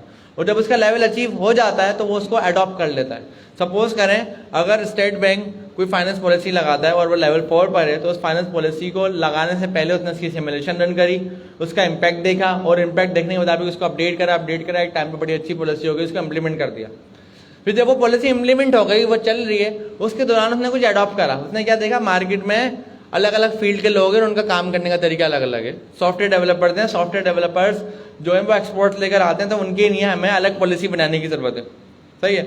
उस अलग पॉलिसी में क्या होना चाहिए, क्या चीज़ होनी चाहिए, उसको अडॉप्ट करा, मतलब एक पॉलिसी इम्प्लीमेंट करना, इम्प्लीमेंट करके खुद को सेल्फ इम्प्रूव करना, और सेल्फ इम्प्रूव करने के बाद क्या चीज़ें अडॉप्ट करने की ज़रूरत है, मतलब कोई नई पॉलिसी बनाने की ज़रूरत तो नहीं है, उसको भी अडॉप्ट करना। तो ये सारा काम जब एआई कर लेती है उसको हम बोलते हैं एजीआई, मतलब आर्टिफिशियल जनरल इंटेलिजेंस का लेवल 4, जहाँ पर वो इनोवेशन कर सकता है। तो उसका मतलब कोई भी आप उसको टॉपिक दें, अनसीन टॉपिक जिस पर पूरी दुनिया ने कभी रिसर्च नहीं करी है, वो उस पर रिसर्च कर सकता है। और एज अ रिसर्चर भी यही काम कर रहे होते हैं, वो भी अनसीन चेंजेस को मार्केट में देख रहे होते हैं और उसके बारे में सर्चिंग कर रहे होते हैं। तो जब आप एआई के किसी मॉडल को कोई टॉपिक देते हैं, आप बोलते हैं मेडिकल में ये बीमारी है, इसका आज तक इलाज नहीं निकला, आपने निकालना है, तो वो क्या करेगा, उससे रिलेवेंट पहले से जो डेटा है उसको उठाएगा, फिर उस बीमारी का इलाज ढूंढेगा, अपना क्रिएट करेगा, फिर उसको इम्प्लीमेंट करेगा सिमुलेशन में, देखेगा इसके कुछ रिबटल क्या आ रहा है, अगर कोई बीमारी है तो उसका इम्प्लीमेंटेशन क्या आ रही है, उसका कोई नुकसान तो नहीं है, कोई उसका मतलब इशू तो नहीं है उसको क्रिएट करने के बाद। वो सारी चीज़ों को देखने के बाद वो एक अपनी रिसर्च देगा, फिर उस रिसर्च को अडॉप्ट करेगा, अडॉप्ट करके दूसरी रिसर्च भी लेकर आ जाएगा, बोले इसके साथ 2 चीज़ें और लगती हैं जो आपने नहीं बताई मुझे, मैं खुद ढूंढ लूँगा। तो रिसर्च में हमारे पास 2 तरीके होते हैं। जब हम एजेंटिक पे होते हैं तो हमारे पास होता है प्री प्रोग्राम, मतलब लेवल 3 पे था प्री प्रोग्राम, मतलब जितना मैंने बताया है वो इतना ही करेगा, उससे आगे नहीं जा सकता। इसको हम बोलते हैं out of the box. Out of the box के मीनिंग क्या होता है, क्या मीनिंग होता है? बाउंड्री से बाहर जाने को आउट ऑफ द बॉक्स नहीं बोलते, बल्कि बाउंड्री में रहने को आउट ऑफ द बॉक्स बोलते हैं। अगर मैं आपको कहूँ कि ये एक प्रोडक्ट है, इस प्रोडक्ट की जो कैपेबिलिटीज़ हैं, मतलब जो इसमें फीचर्स हैं, उसको हम बोलेंगे आउट ऑफ द बॉक्स, और जो इसमें चीज़ें नहीं हैं वो आउट ऑफ द बॉक्स में नहीं आती। तो जो हमारा एजेंटिक था लेवल 3 था, वो आउट ऑफ द बॉक्स चलता है, मतलब जितना आपने उसको प्रोग्राम चीज़ें करी हुई, जितना आपने उसको लिमिट दी हुई है वहाँ तक चलता है। लेकिन level 4 out of the box के अलावा भी ओवर द बॉक्स जाता है, बॉक्स के बाहर जाता है। आउट ऑफ द बॉक्स नहीं होता वो, आउट ऑफ द बॉक्स से आउट ऑफ द बॉक्स तो होता है, लेकिन उसके बाहर भी जाता है और अपनी तकलीफ भी लेके आता है, अपनी इनोवेशन भी लेके आता है और अपनी सर्चिंग भी करता है। स्टेट बैंक की हमने एग्जाम्पल ली, उसको हमने एक पॉलिसी बनाने को दी, उसने वो पॉलिसी बनाई, बनाने के बाद उसका सिमुलेशन भी रन कर लिया, अपने आप को अपडेट करा। हमने तो उसको सिंपल बोला था, उसने तो अपने आप को अपडेट कर करके प्रॉपर एक इनोवेशन कर ली। उस इनोवेशन के साथ कुछ 3 टॉपिक और ऐड कर लिए और 3 रिपोर्ट्स को और बना दिया। उसने देखा तो सॉफ्टवेयर डेवलपर की नहीं अलग रिपोर्ट बनेगी क्योंकि वो अलग लोग हैं, इंजीनियर्स की नहीं अलग बनेगी क्योंकि वो अलग हैं, सॉफ्टवेयर डेवलपर्स के नहीं है, टैक्सेशन का प्रोसेस अलग होगा, उनको फैसिलिटेट करा जाएगा। तो उसने क्या करा, खुद से इनोवेशन करके आपको मल्टीपल चीज़ें दे दी, प्रोवाइड कर दी। यहाँ पर हम आ जाते हैं लेवल 4 पे, और जब हम लेवल 4 पे तो अभी तक यही बात कर रहे हैं कि हम एआई को इतना अपडेट कर रहे हैं कि ह्यूमन उससे फायदा उठा सकता है, कोई ऑर्गेनाइजेशन उससे फायदा उठा सकती है। अगर कोई ऑर्गेनाइजेशन फायदा उठा सकती है, इसका मतलब ऑर्गेनाइजेशन कोई ना कोई ह्यूमन रन कर रहा है, कोई ना कोई इंसान है जो उसको रन कर रहा है, तो इंसान फायदा उठा सकता है। तो हम कह रहे हैं अभी तक हम एआई को ह्यूमन की थिंकिंग लेवल पे एडवांस कर चुके हैं। मतलब जो काम रिसर्चर्स करता था, इनोवेटर करता था, वो काम भी एआई कर रहा है। जो काम एजेंट्स करते थे, मतलब आपस में हम टास्क एक दूसरे को डिवाइड करते हैं, जिसको ऑटोनोमस का वर्ड एक आता है, खुद मुख्तार, वो काम भी एआई कर रहा है। लेकिन अभी तक ये सारे काम करवा तो ह्यूमन ही रहा है ना, ह्यूमन के अंडर में रहते हुए वो काम कर रहा है ना, टास्क तो ह्यूमन ही देगा। रिसर्च भी करनी है तो ह्यूमन कहीं ना कहीं से उसको ट्रिगर करेगा, फिर वो रिसर्च करके लाके ह्यूमन को रिस्पॉन्स करेगा। तो अभी तक तो एजीआई कंप्लीट 100% नहीं हुई है। लेकिन अगर हम लेवल 5 की बात करें, जो अभी नहीं है, मतलब जिसके बारे में अभी बात हो रही है, लेवल 5 को आप कंसिडर करें कि वो क्या क्या कर सकता है। लेवल 5 का पहला अगर मैं आपको यूज केस बताऊं कि वो जनरल लेवल मल्टीटास्किंग होगा। मतलब उसको हम किसी ऑर्गेनाइजेशन का सीईओ बना सकते हैं, चेयरमैन बना सकते हैं, सीआईओ बना सकते हैं। जनरल लेवल मल्टीटास्किंग होगा। तो अगर हम एआई को स्पेशलाइज ट्रेन कर रहे थे तो वो तो एक काम की नहीं बहुत अच्छा, दूसरा काम तो अच्छा नहीं होगा। लेकिन अगर हम ह्यूमन से मैच करें, ह्यूमन बहुत सारी स्किल्स रखता है, वो अपने ऑफिस जाता है, जो वो जॉब कर रहा है वो भी रखता है, इसके साथ में पीपल्स मैनेजमेंट भी करता है, वो मैनेजर भी होता है, वो लोगों की प्रॉब्लम भी सुन रहा होता है, उसको भी सोल्यूशन ला रहा होता है। वो अपने घर जाता है, अगर वो मतलब अच्छा या तो बेटा होता है अपनी माँ का, या अच्छा हस्बैंड होता है, या जो भी उसका तरीके का रहता है, उसके दोस्त होते हैं, उनका अच्छा दोस्त होता है, वो फिलैंथ्रोपिस्ट होता है, लोगों की मदद कर रहा है। ह्यूमन तो बहुत सारे काम कर रहा होता है। फिर अगर वो किसी ऑर्गेनाइजेशन को रन कर रहा है तो ऑर्गेनाइजेशन में उसको मार्केटिंग भी आती होगी, उसको बिजनेस का भी पता होगा। अगर वो हेड कर रहा है, उसको लीड कर रहा है, तो उसको सेल्स भी पता होगी, उसको प्रोडक्ट को डेवलपमेंट भी पता होगी, उसको टेस्टिंग भी पता होगी, बहुत सारे डोमेन्स उसको पता होंगे। लेकिन हम लेवल 4 पे तो किसी स्पेसिफिक यूज केस के ऊपर सर्चिंग कर रहे हैं, और लेवल 3 पे तो हम वर्टिकल एजेंट्स बना रहे हैं, किसी स्पेसिफिक बिजनेस यूज केस के एजेंट बना रहे हैं। तो जनरल लेवल पे जब हम लेके आ जाएंगे किसी एजेंट्स को जो अलग अलग टास्क कर सकता है, जो ह्यूमन कर सकता है, तो हम कहेंगे लेवल 5 के अंदर हम इंटर हो गए। तो जब एआई ह्यूमन की तरह जनरल लेवल पे बहुत सारे काम कर सकता है तो हम उसको कहेंगे ब्रॉड ऑटोनॉमी, कि वो ब्रॉडर लेवल पर डिसीजन ले सकता है। वो किसी ऑर्गेनाइजेशन का सीईओ बन सकता है, और साथ साथ जो इसमें सबसे इंपॉर्टेंट है, वो किसी पीपल्स को मैनेज भी कर सकता है। मतलब वो मैनेजर भी बन सकता है। उसके अंडर में हम इंसानों की टीम भी दे सकते हैं, वो उनको भी टास्क डिवाइड करेगा, उनको भी सेग्रीगेट करेगा, उनको भी मैनेज करेगा। तो एज इंसान जिस तरीके से आप अपने आप को रिफ्रेश करते हैं, सोते हैं रात में जाके, फिर उठते हैं, फिर वापस आते हैं, काम स्टार्ट करते हैं, एआई भी अपना ख्याल रख रहा होगा। वो ख्याल रखने के साथ साथ वो दूसरे ह्यूमंस को भी समझता होगा, और रिलीजन को भी समझता होगा, वो एथिक्स को भी समझता होगा कि एथिक्स क्या होता है, रिलीजियस क्या होता है। अगर कोई बंदा किसी रिलीजियस का है तो अभी दिवाली चल रही है तो मुझे उसको पूरी रिस्पेक्ट देनी है, सही है। इस तरीके से वो डिसीजन ले रहा होगा। फिर अगर कोई अनयूजुअल सीन हो जाता है कंपनी के साथ, एक तो होता है कंपनी अपने डिफाइंड प्रोसेस पे चल रही है, एक होता है अनयूजुअल सीन हो गया, कोई स्कैंडल हो गया कंपनी का, उसकी तो प्लानिंग नहीं थी ना, स्कैंडल होने के बाद क्या करना है। स्कैंडल हो गया तो उसको भी वो डील करेगा, नई चीज़ें सोचेगा, नई चीज़ें लाएगा। भले स्कैंडल की नहीं, मुझे ये वाली इन्फॉर्मेशन इनको देनी है, ये बात करनी है, मीडिया पे जाके बात करनी है, या मीडिया को अवॉइड करना है। तो जो चीज़ें उसको नहीं पता, जो उसके लेवल से अलग आती हैं, उसको भी वो लर्न करेगा और उसको भी अचीव कर लेगा। यहाँ पर हमारे पास आ जाती है ऑटोनोमस, मतलब किसी ह्यूमन से इजाज़त लेने की ज़रूरत नहीं है।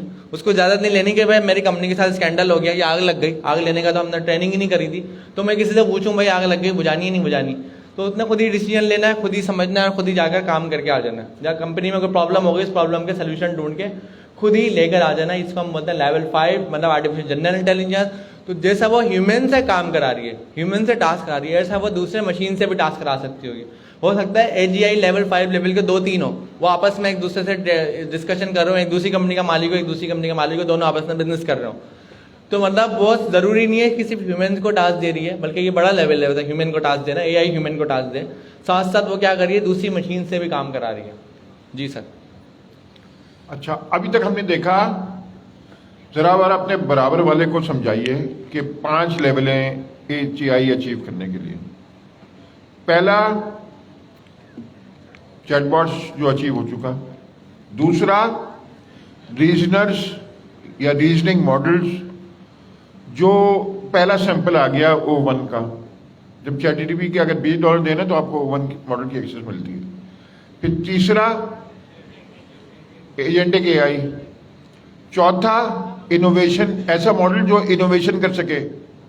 इनोवेशन इजाद करने को नहीं कहते, इनोवेशन ये है कि करंट चीजों को मिला के नए एंगल से देखें उसको इनोवेशन कहते हैं। जैसे खाना पकाना, आलू गोश्त बनाना इनोवेशन नहीं है, मगर आपने एक नई इनोवेशन की, आपने कहा शाही आलू गोश्त जिसमें ज़ाफ़रान डला हुआ होगा, तो ये इनोवेशन हो गई। या जिसमें हिरन का गोश्त होगा आलू गोश्त में, तो ये इनोवेशन हो गई। अब आप कहें सर ये ज़्यादा जिक्र ना करें, भूख लगेगी। अच्छा, तो ये इनोवेशन हुई। फिर पांचवा, पूरी कंपनी चला सके। अच्छा, कंपनी चलाने में दो किस्म के लोग होंगे, एक तो इंसानों को मैनेज करेगी, मगर दूसरा बहुत सारे एजेंट्स होंगे जिनको मैनेज करेगी। अच्छा, अब ये तो 5 लेवल हैं। अच्छा, जो पहले आखिरी तो 2 है ना, वो तो आगे हैं। अभी हमें उनके एक पता होना चाहिए कि ऐसी बात है, मगर ज्यादा फिक्र नहीं करनी चाहिए उस पर। हम अभी तीसरे पे बात हैं वापस, एआई एजेंट्स पे। एआई एजेंट्स 2 तरह के होते हैं, सॉफ्टवेयर के या फिजिकल। यानी एक जो बिल्कुल कंप्यूटर पे चल रहा है मगर आम दुनिया में नहीं है। अमीन ये समझाओ, अमीन को बड़ा शौक भी है फिजिकल उसका, ये बताओ कि ये सॉफ्टवेयर एजेंट्स तो हमने समझा दिए थे, ये फिजिकल एजेंट्स क्या होते हैं? अच्छा, अभी तक जितनी भी हम बात कर रहे हैं ना, वो चीज़ें किसी ना किसी डिवाइस के अंदर रन हो रही हैं और उसी के अंदर प्रोग्राम कर रही हैं। मतलब मैं एआई को ये नहीं बोल सकता कि जाकर सपोज करें मेरा कोई दोस्त था, बड़ा अच्छा था, लेकिन आजकल मुझे अच्छा नहीं लग रहा, उसके घर जाओ, गेट बजाओ, बाहर आए, 2 थप्पड़ रखो, फिर वापस आ जाओ। ये काम मैं एआई को कैसे दूं? वो उसको मैसेज कर सकता है, टेक्स्ट के थ्रू या वॉइस के थ्रू बोल सकता है, लेकिन जाकर थप्पड़ नहीं रख सकता। फिजिकल तो नहीं काम कर सकता। इसी तरीके से फिजिकल होने वाले काम जिसमें फिजिकल अपीयरेंस की जरूरत है, कोई भी काम हो सकते हैं जिसमें फिजिकल अपीयर होना जरूरी है, और फिजिकल अपीयर होकर जाके और काम करना है। कंस्ट्रक्शन वर्कर जब अपनी साइट पे वर्क करने जाते हैं कंस्ट्रक्शन पे, तो एज अ ह्यूमन उनके पास बहुत सारे टास्क होते हैं, और ऐसी ऐसी जगह भी होती हैं जहाँ पर उनको रिस्क बहुत होता है, लाइफ का रिस्क भी हो जाता है। ऐसा ही होता है ना, ऐसी ऐसी जो काम होते हैं उनको पता होता है कि अगर मुझसे गलती हुई तो मेरी जिंदगी इसको बर दाव पे लगी हुई, और वो खतरनाक जगह होती हैं। जाने वाले जाते भी हैं और नहीं जाने वाले उसका कोई ना कोई फिर रीबटल यूज करते हैं कि मैं बगैर जाए किसी तरीके से उस काम को कर लूँ। तो यहाँ पर हमारे पास आ जाती है फिजिकल आर्टिफिशियल इंटेलिजेंस। मतलब हम आर्टिफिशियल इंटेलिजेंस को डेवलप करेंगे, डेवलप करने के साथ उसमें कंप्यूटर साइंस की फील्ड आ जाती है, मतलब एआई आर्टिफिशियल इंटेलिजेंस आ जाती है। मतलब एआई पे हमने सॉफ्टवेयर बनाया, एल्गोरिथम लिखा, सारे काम कर दिए जो सॉफ्टवेयर की सूरत में जो प्रोग्राम हुए हैं। साथ साथ मैकेनिकल इंजीनियरिंग आ जाती है, मतलब मैकेनिकल आ जाती है कि हमने मैकेनिकल इक्विपमेंट लगाए, उनको आपस में एम्बेड करा, जोड़ा। अगर हम ह्यूमनॉइड की बात करें तो ह्यूमन की तरह हमने उसको हाथ लगाया, सारी चीज़ें लगाई, उसको कैमरा लगाया, सारे प्रोटेक्टर लगाए, सारे उसके अंदर चीज़ें लगाई और डिटेक्टर लगाए, मतलब जो इक्विपमेंट्स है वो उसमें फिट करे। सही है, उसका पूरा स्केलेटन बनाया। ह्यूमन में स्केलेटन होता है, पूरा स्केलेटन उसका तैयार करा, और स्केलेटन तैयार करने के बाद उसमें अपना सॉफ्टवेयर डिप्लॉय कर दिया। अब उस सॉफ्टवेयर के अकॉर्डिंग जब हमने उसको टास्क दिया, हमने टास्क दिया ये फैन सारे उठाने और लाइन से लगा देना, तो वो आएगा, उसने पूरा उसने जज करना है, देखना है ये इतनी बड़ी जगह है, इतना बड़ा एरिया है, उसके पास कैमरा लगा होगा आंखों में, वो आपकी नहीं आंखें, लेकिन हम उसको ह्यूमनॉइड बना रहे थे, ह्यूमन की तरह बना रहे हैं। जब शुरू में कैमरे आए थे ना, लॉन्च हुए थे, कैमरे को भी लोग ह्यूमनॉइड बोलते थे, क्योंकि वो आंखों की, इंसान की आंखों से इंस्पायर था, ह्यूमनॉइड था। लेकिन अब जो ह्यूमनॉइड है, जो ह्यूमन वाले वर्जन को हम ह्यूमनॉइड बोलते हैं। तो अब हम हर चीज़ को ह्यूमनॉइड नहीं बोल सकते। तो जो ह्यूमनॉइड है, ह्यूमनॉइड मतलब ह्यूमन की तरह हम उसका हार्डवेयर बनाएंगे, उस हार्डवेयर को हम टास्क देंगे। अब हमने टास्क दिया पंखे रखने का, तो उसने पूरा गैस करा, प्लॉट करा, एरिया देखा, उसने कहा अच्छा यहाँ पे मुझे पंखे रखने। वो फिर उसने अपने एल्गोरिथम ने उसकी फिजिकल इक्विपमेंट यूज़ करा, उसके पहले पाँव यूज़ करे, वो चल के गया, फिर हाथ से उसने फैन को उठाया, डिस्टेंस देखा, वहाँ जाके फैन को रखा, प्लग इन करा, ऑन कर दिया। तो ये जो फिजिकल अपीयरेंस वाले काम है, जिसके अंदर उसको फिजिकल टच होने की जरूरत है, यहाँ पर हमारे पास आ जाती है रोबोटिक्स। रोबोटिक्स में अभी मैं बात कर रहा हूँ ह्यूमनॉइड वाले केस की, रोबोटिक्स में और भी यूज केस हो सकते हैं। तो अगर आप एआई का कोई मॉडल बनाते हैं, एजेंट बनाते हैं, और उस एजेंट को आप ये सिखा देते हैं कि कंस्ट्रक्शन में जब आपने जाना है, तो जो जो हमारे पास रिस्क वाले साइट होते हैं, जहाँ पर रिस्क होता है, खतरनाक होता है कि भाई ये साइट्स तो बड़ी खतरनाक है, तो वहाँ पर जाने के लिए आपने एक हार्डवेयर तैयार करा ह्यूमनॉइड की सूरत में, फिर आपने उसको कोई डेटा ट्रेन करा, वो काम सिखाया, वो काम सिखाने के साथ आपने एजेंट बनाया, एजेंट को आपने स्पेशलाइज करा कि ये काम ये कर सकता है, वो एजेंट कर सकता है। फिर उस एजेंट को आपने उस हार्डवेयर पर डिप्लॉय करके बता दिया ये काम करने की नहीं, अगर हाथ उठाना है तो ये उठाना तो ये उठाना तो ये। तो इसमें भी सिमुलेशन का एक बहुत बड़ा रोल आता है। हम डायरेक्ट फिजिकल, ऐसा होता है ना हमारा, हम कोडर हैं, सब डेवलपर हैं, हम कोई भी कोड लिखते हैं उसका प्रीव्यू देखते हैं। तो आप बोलेंगे मेरा रोबोट है, मैंने कुछ बताया उसको ये काम करना, प्रीव्यू करा, प्रीव्यू में कोई गलत काम मैंने लिख दिया, गलत हो गया कोड, वो तो बेड़ा गर्क कर देगा। मैंने यहाँ पर कोड लिखना था, तो ये कोड लिखने में मैंने कहा था वॉक के बजाय मैंने रन कर दिया, या वॉक के साथ मैंने कोई ऐसा वर्ड यूज़ कर लिया, उसने वॉक करते हुए आप लोगों को टक्कर मार दी, तो ये तो गलत हो गया। अब मैं उसको डेवलपमेंट करूंगा, वो तो मुझे नुकसान कर देगा, तो चीज़ें तोड़ देगा मेरी। कोई भी चीज़ आगे पीछे होगी, डॉट नहीं लगाना भूल गया, कुछ लिखना भूल गया, वो तो कुछ और समझ के काम ही खराब कर देगा। हम बोलेंगे इसकी डेवलपमेंट कैसे होगी भाई, करेगा कौन? ये नहीं डेवलपर कोई वो थोड़ी देर बाद आए और उसी को साथ लेके जा रहा हो, गलती से कोड गलत हो, कॉपी पेस्ट करा स्टैक ओवरफ्लो से, कोड ही नहीं पढ़ा, ये चैट जीपीटी से कोड लिखवा के कॉपी पेस्ट करा, उस कोड में लिखा होता है ये डेवलपर, उसको उठा कर ले जाओ। अब आपने तो रन करा हो तो ले गया आपको। तो रोबोटिक्स में भी सिमुलेशन होती है। सिमुलेशन मतलब वर्चुअल रोबोट लैपटॉप में होता है, मतलब लैपटॉप आपका अच्छा होना चाहिए, जीपीयू वाला होना चाहिए, हाई फ्रीक्वेंसी संभाल सकता हो। उसके अंदर आप वर्चुअलिटी में मतलब सिमुलेशन में ही रोबोट्स को टेस्ट करते हो, चलाते हो। जब वो पूरा ट्रेन हो जाता है, साथ साथ आप फिजिकल इक्विपमेंट लाते हो, फिर उसके अंदर उसको इंस्टॉल करते हो, फिर आप देखते हो जो वर्चुअली मतलब मेरी सिमुलेशन में जिस तरीके से वर्क कर रहा था उसी तरीके से फिजिकली वर्क कर रहा है नहीं कर रहा, थोड़ी सी उसमें एरर्स होते हैं, उसको सॉल्व करके आप उसको फिजिकल डिप्लॉय कर देते हो। तो ये आ जाती है मैकेनिकल और कंप्यूटर साइंस की फील्ड को मर्ज, इंटरडिसिप्लिनरी फील्ड इसको हम बोलते हैं, जिसमें हम रोबोटिक्स पे आ जाते हैं। रोबोटिक्स में आप एआई को सेंसर के थ्रू या चीज़ों के थ्रू टच भी करवा सकते हैं, मतलब वो फिजिकल अपीयरेंस भी रखता है। अच्छा जी, आगे चलने से पहले जरा आप 10-20 सेकंड आंख बंद करें और कुछ हम आगे की अच्छी सोच सोचते हैं। सोचें कि आप पीसी भूरबंद में बैठे हुए हैं और आपके पास लैपटॉप है, उसमें एनवीडिया का 5080 जो 2 महीने के बाद या 1 महीने के बाद आ जाएगा, वो ग्राफिक प्रोसेसर यूनिट बना हुआ है और सामने खिड़की आपकी बालकनी है, बल्कि खिड़की भी नहीं है, बालकनी में आप देख रहे हैं एक पूरा नजारा माशाल्लाह, जबरदस्त किस्म का चिकन टिक्का सर्व कर रही है आपको पीसी भूरबंद, सामने रखा हुआ प्लेट में। इमेजिन करना, इमेजिन करने में तो मसला नहीं है ना, खर्चा नहीं आता ना इसमें। फिर आप ये बता रहा हूं, सारा यकीन का चक्कर है और सारा मेहनत का चक्कर है, ये हम अचीव कर सकते हैं। आप स्टारलिंक का इंटरनेट कनेक्टेड है, ऊपर आसमान पे स्टारलिंक के वो घूम रहे हैं, इस वक्त भी घूम रहे हैं, उससे आपका इंटरनेट कनेक्टेड है, 100-200 मेगाबिट्स पर सेकंड पे चल रहा है।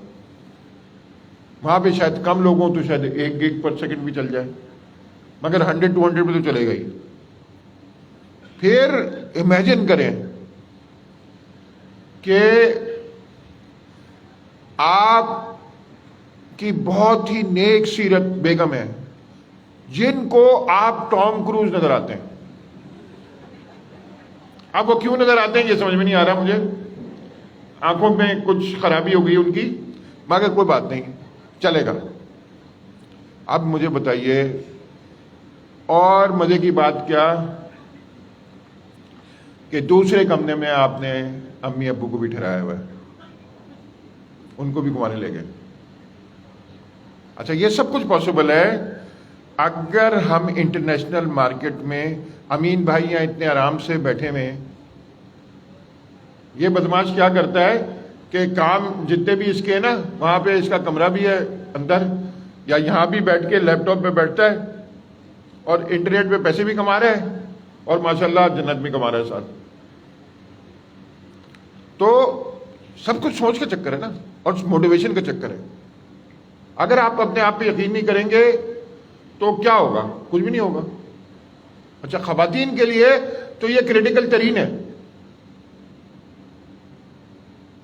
हमें मर्दों को तो बेइज्जती की आदत है, नौकरी जो करता है ना मर्द, उसको बेइज्जती की आदत है। जिसने नौकरी की है उसको पता है ये बात, और खासतौर पे सेठों की नौकरी। खवातीन, अगर आपने जान नहीं लगाई, अब दोनों के लिए पैगाम है। यहां पे खवातीन बैठी हुई है, मेरी शक्ल देखें जब सुबह ससुराल के लिए 5 बजे पराठे पका रही होंगी और शाम को, दोपहर को जब वो पराठे पेश किए जाएंगे तो वो कहेंगी ये तो जले हुए। उनको आपकी कोई अदा पसंद ही नहीं आएगी।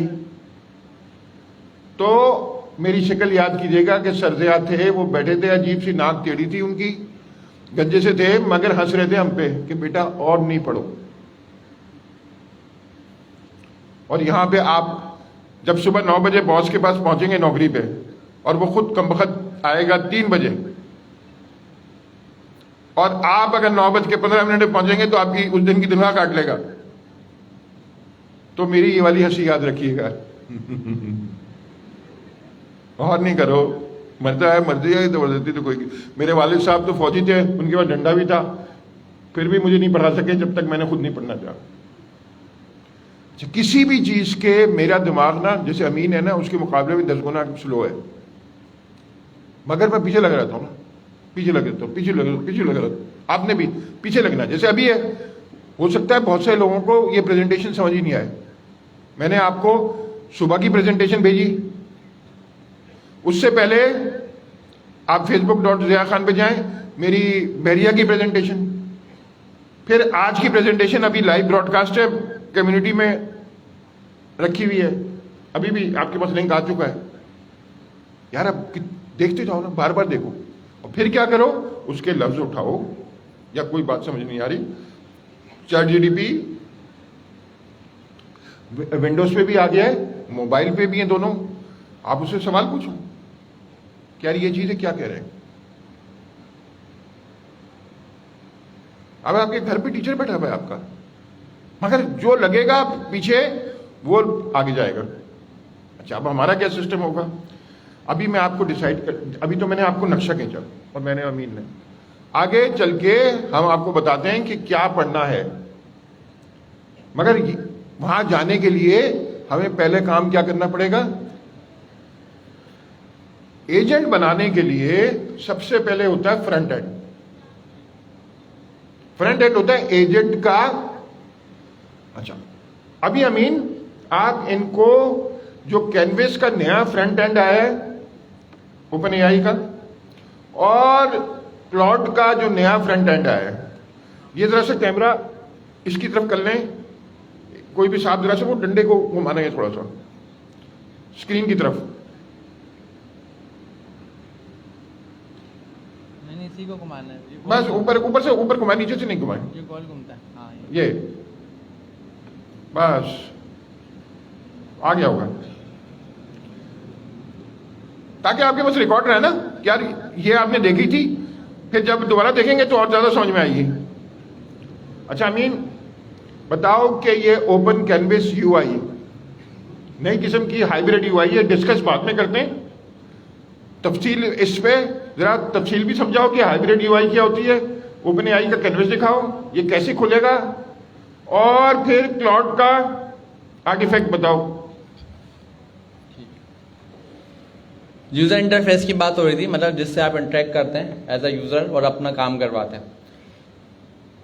कन्वर्सेशनल यूज़र इंटरफेस चैटबॉट जो आप यूज़ करते बारे, ये भी एक इंटरफेस है, और यहाँ पर हम जो भी प्रॉम्प्ट लिखते हैं रिस्पॉन्स आता है, प्रॉम्प्ट लिखते हैं रिस्पॉन्स आता है, इसको कहते हैं कन्वर्सेशनल यूज़र इंटरफेस। मतलब इंटरफेस में हम कन्वर्सेशन के थ्रू इंटरेक्ट कर रहे हैं, हम उससे बात करते हैं, वो हमारे से बात करता है। तो ये हमारा होता है CUI, conversational user interface.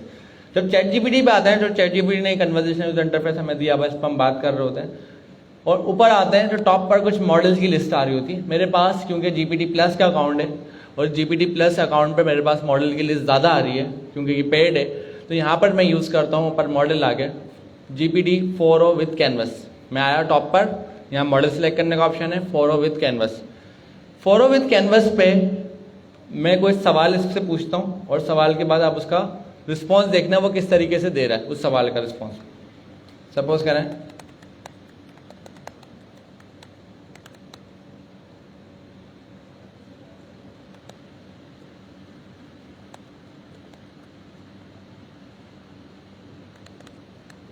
Spelling क्या दे, मैंने यहाँ पर इससे क्वेश्चन करा,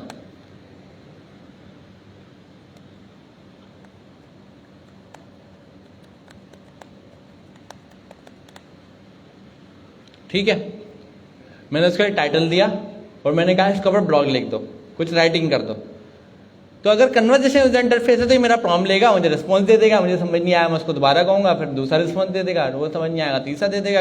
इंटरफेस चलता रहेगा, सवाल जाएगा जवाब आएगा, सवाल जवाब, ऐसे ही चलता रहेगा। लेकिन यहाँ पर जैसे ही मैं एंटर करूँगा, आप बड़ा गौर से देखना, एंटर करने के बाद सारी चीज़ों को नोटिस करना कि क्या क्या इसमें हो रहा है। देख रहे हैं, इसने एक नया इंटरफेस बनाया है, अभी ये ओपन करा है अपना इंटरफेस, और इंटरफेस पे वर्किंग कैसे हो रही है, लेफ्ट साइड पे देखें, राइट साइड पे देखें।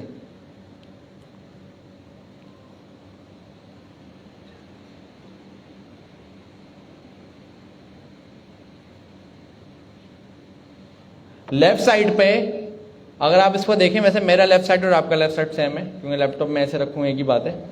लेफ्ट साइड पर अगर आप इसको देखें तो लेफ्ट साइड का जो प्रॉम्प्ट है ये नज़र भी आ रहा है नीचे, यहाँ से इसने इंस्ट्रक्शंस लिए और यहाँ पर इस ब्लॉक को लिखने के लिए प्रोसेसिंग करना शुरू करिए। ये वाला जो आपको नज़र आ रहा है, ये इसने ब्लॉक लिखा है, और राइट साइड पर इसने ब्लॉक का प्रीव्यू मुझे दिखाना शुरू कर दिया।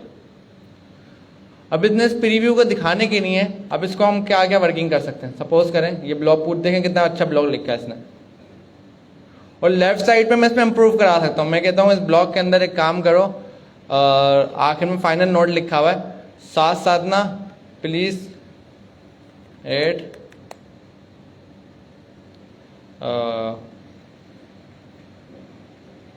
एक्टिविटी, या मैं लिखूंगा map reference of each address.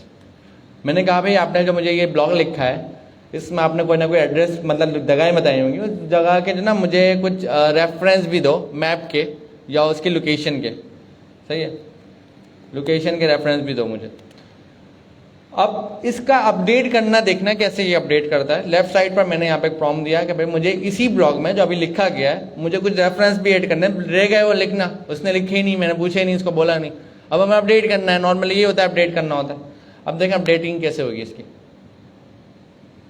देख रहे हैं सेम ब्लॉग को उसने अपडेट कर दिया, उसने नया ब्लॉग नहीं लिखा। तो उसने ये जो इंटरफेस बनाया हुआ है, कैसे इंटरफेस बनाया हुआ है, लेफ्ट साइड से मुझसे ये प्रॉम्प्ट ले रहा है, मैं इसको और जूम कर देता हूँ, लेफ्ट साइड पर मुझसे ये प्रॉम्प्ट ले रहा है और राइट साइड पर उसका मुझे प्रीव्यू दिखाता जा रहा है।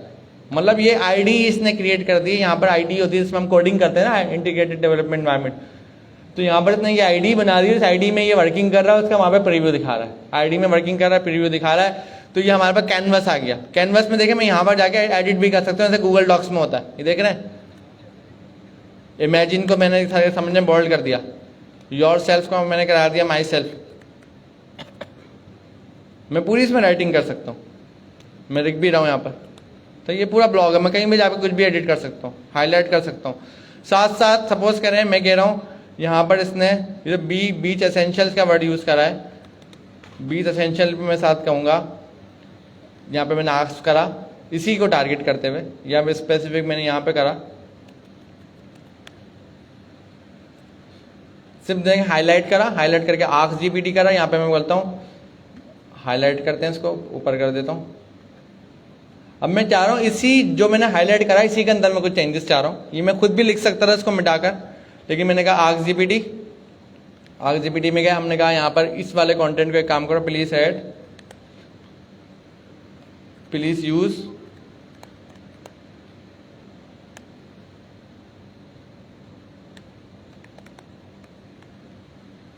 Idol example.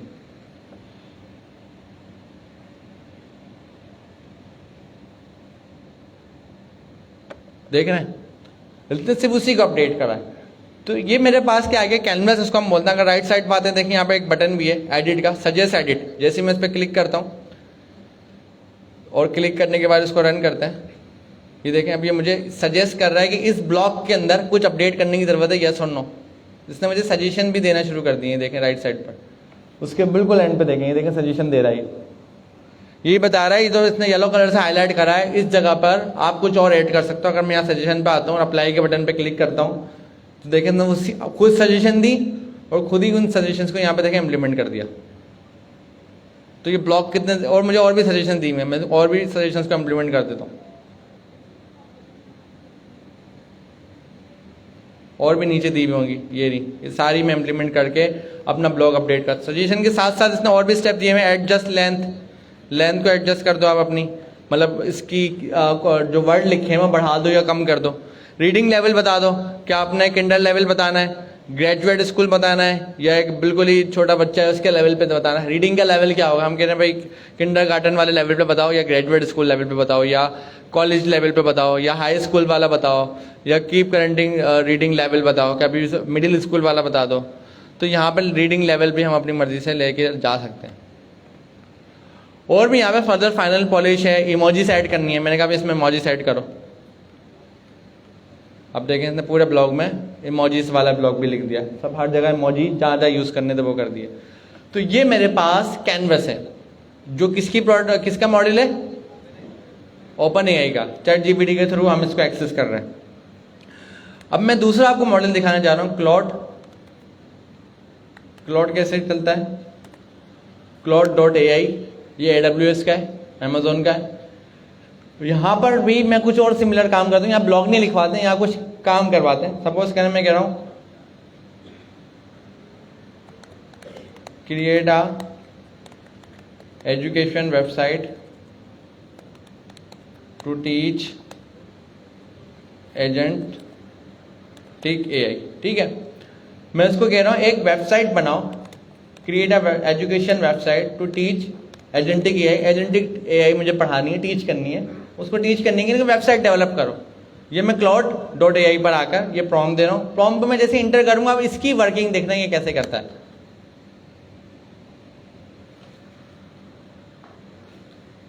पूरी गौर से देखना, भी यहाँ पे चेंजेस आएंगे। इसने अपनी UI में एक ID ओपन कर दिया और उस ID में कोड लिखना शुरू कर दिया। और एज अ डेवलपर हमें पता है अगर ID में कोड लिखा है तो उसके पीछे कुछ इंस्टॉलेशन भी होंगी, कोई लाइब्रेरीज इंस्टॉल करी होंगी, एनवायरमेंट बनाया होगा पूरा। हमें पता है ना कोड डायरेक्ट थोड़ी चलेगा, कोई ना कुछ चीज़ इंस्टॉल हुई होगी, हम भी इंस्टॉल करते हैं। तो उसका मतलब इसने एक एनवायरमेंट बनाया, उस एनवायरमेंट को कंटेनर में बनाया। कंटेनर अभी हमने नहीं पढ़ा है तो हम वो थोड़ी देर में डिस्कस करेंगे। उस एनवायरमेंट को यहाँ पर उसने बनाया, क्रिएट करा, साथ में कोडिंग करना शुरू कर दी। कोडिंग करने के बाद देखो उसका प्रीव्यू भी दिखा दिया, और प्रीव्यू दिखाने के बाद उसके पास एक एरर भी आ गया। नॉर्मल होता है, हम डेवलपमेंट करते हैं, कोडिंग करते हैं, प्रीव्यू दिखाते हैं, एरर आता है। तो उसने क्या करा, ID को चेंज करा, एक ID लेकर आया, उस ID का एनवायरमेंट बनाया, उसमें कोडिंग करी। कोडिंग जब कर ली, कंप्लीट हो गई कोडिंग, उसका प्रीव्यू भी दिखाया। प्रीव्यू मतलब उसका रिजल्ट जो हम ब्राउजर पे जाके देखते थे। अब उसको प्रीव्यू दिखाते वक्त एक एरर आ गया, उसने कोडिंग करते हुए कोई मिस्टेक करी है, कर सकता है AI। साथ साथ में ट्राई फिक्सिंग विद क्लॉड, उसने बताया एरर भी मैं फिक्स कर सकता हूँ, बस आप मुझे बता दो फिक्स करना ही है। तो मैंने यहाँ पे क्लिक करा, देखें एरर भी खुद फिक्स करेगा ये। इसने कोई गलत लाइब्रेरी यूज कर ली थी, यूज स्टेट के बजाय कुछ और यूज कर लिया था, वो मिस्टेक इससे हो गई थी। इसने एरर फिक्स करना शुरू करा, देखें दोबारा से उस कोड को अपडेट करा। अभी मैं बता रहा हूँ, दोबारा से इसने इसको अपडेट करा।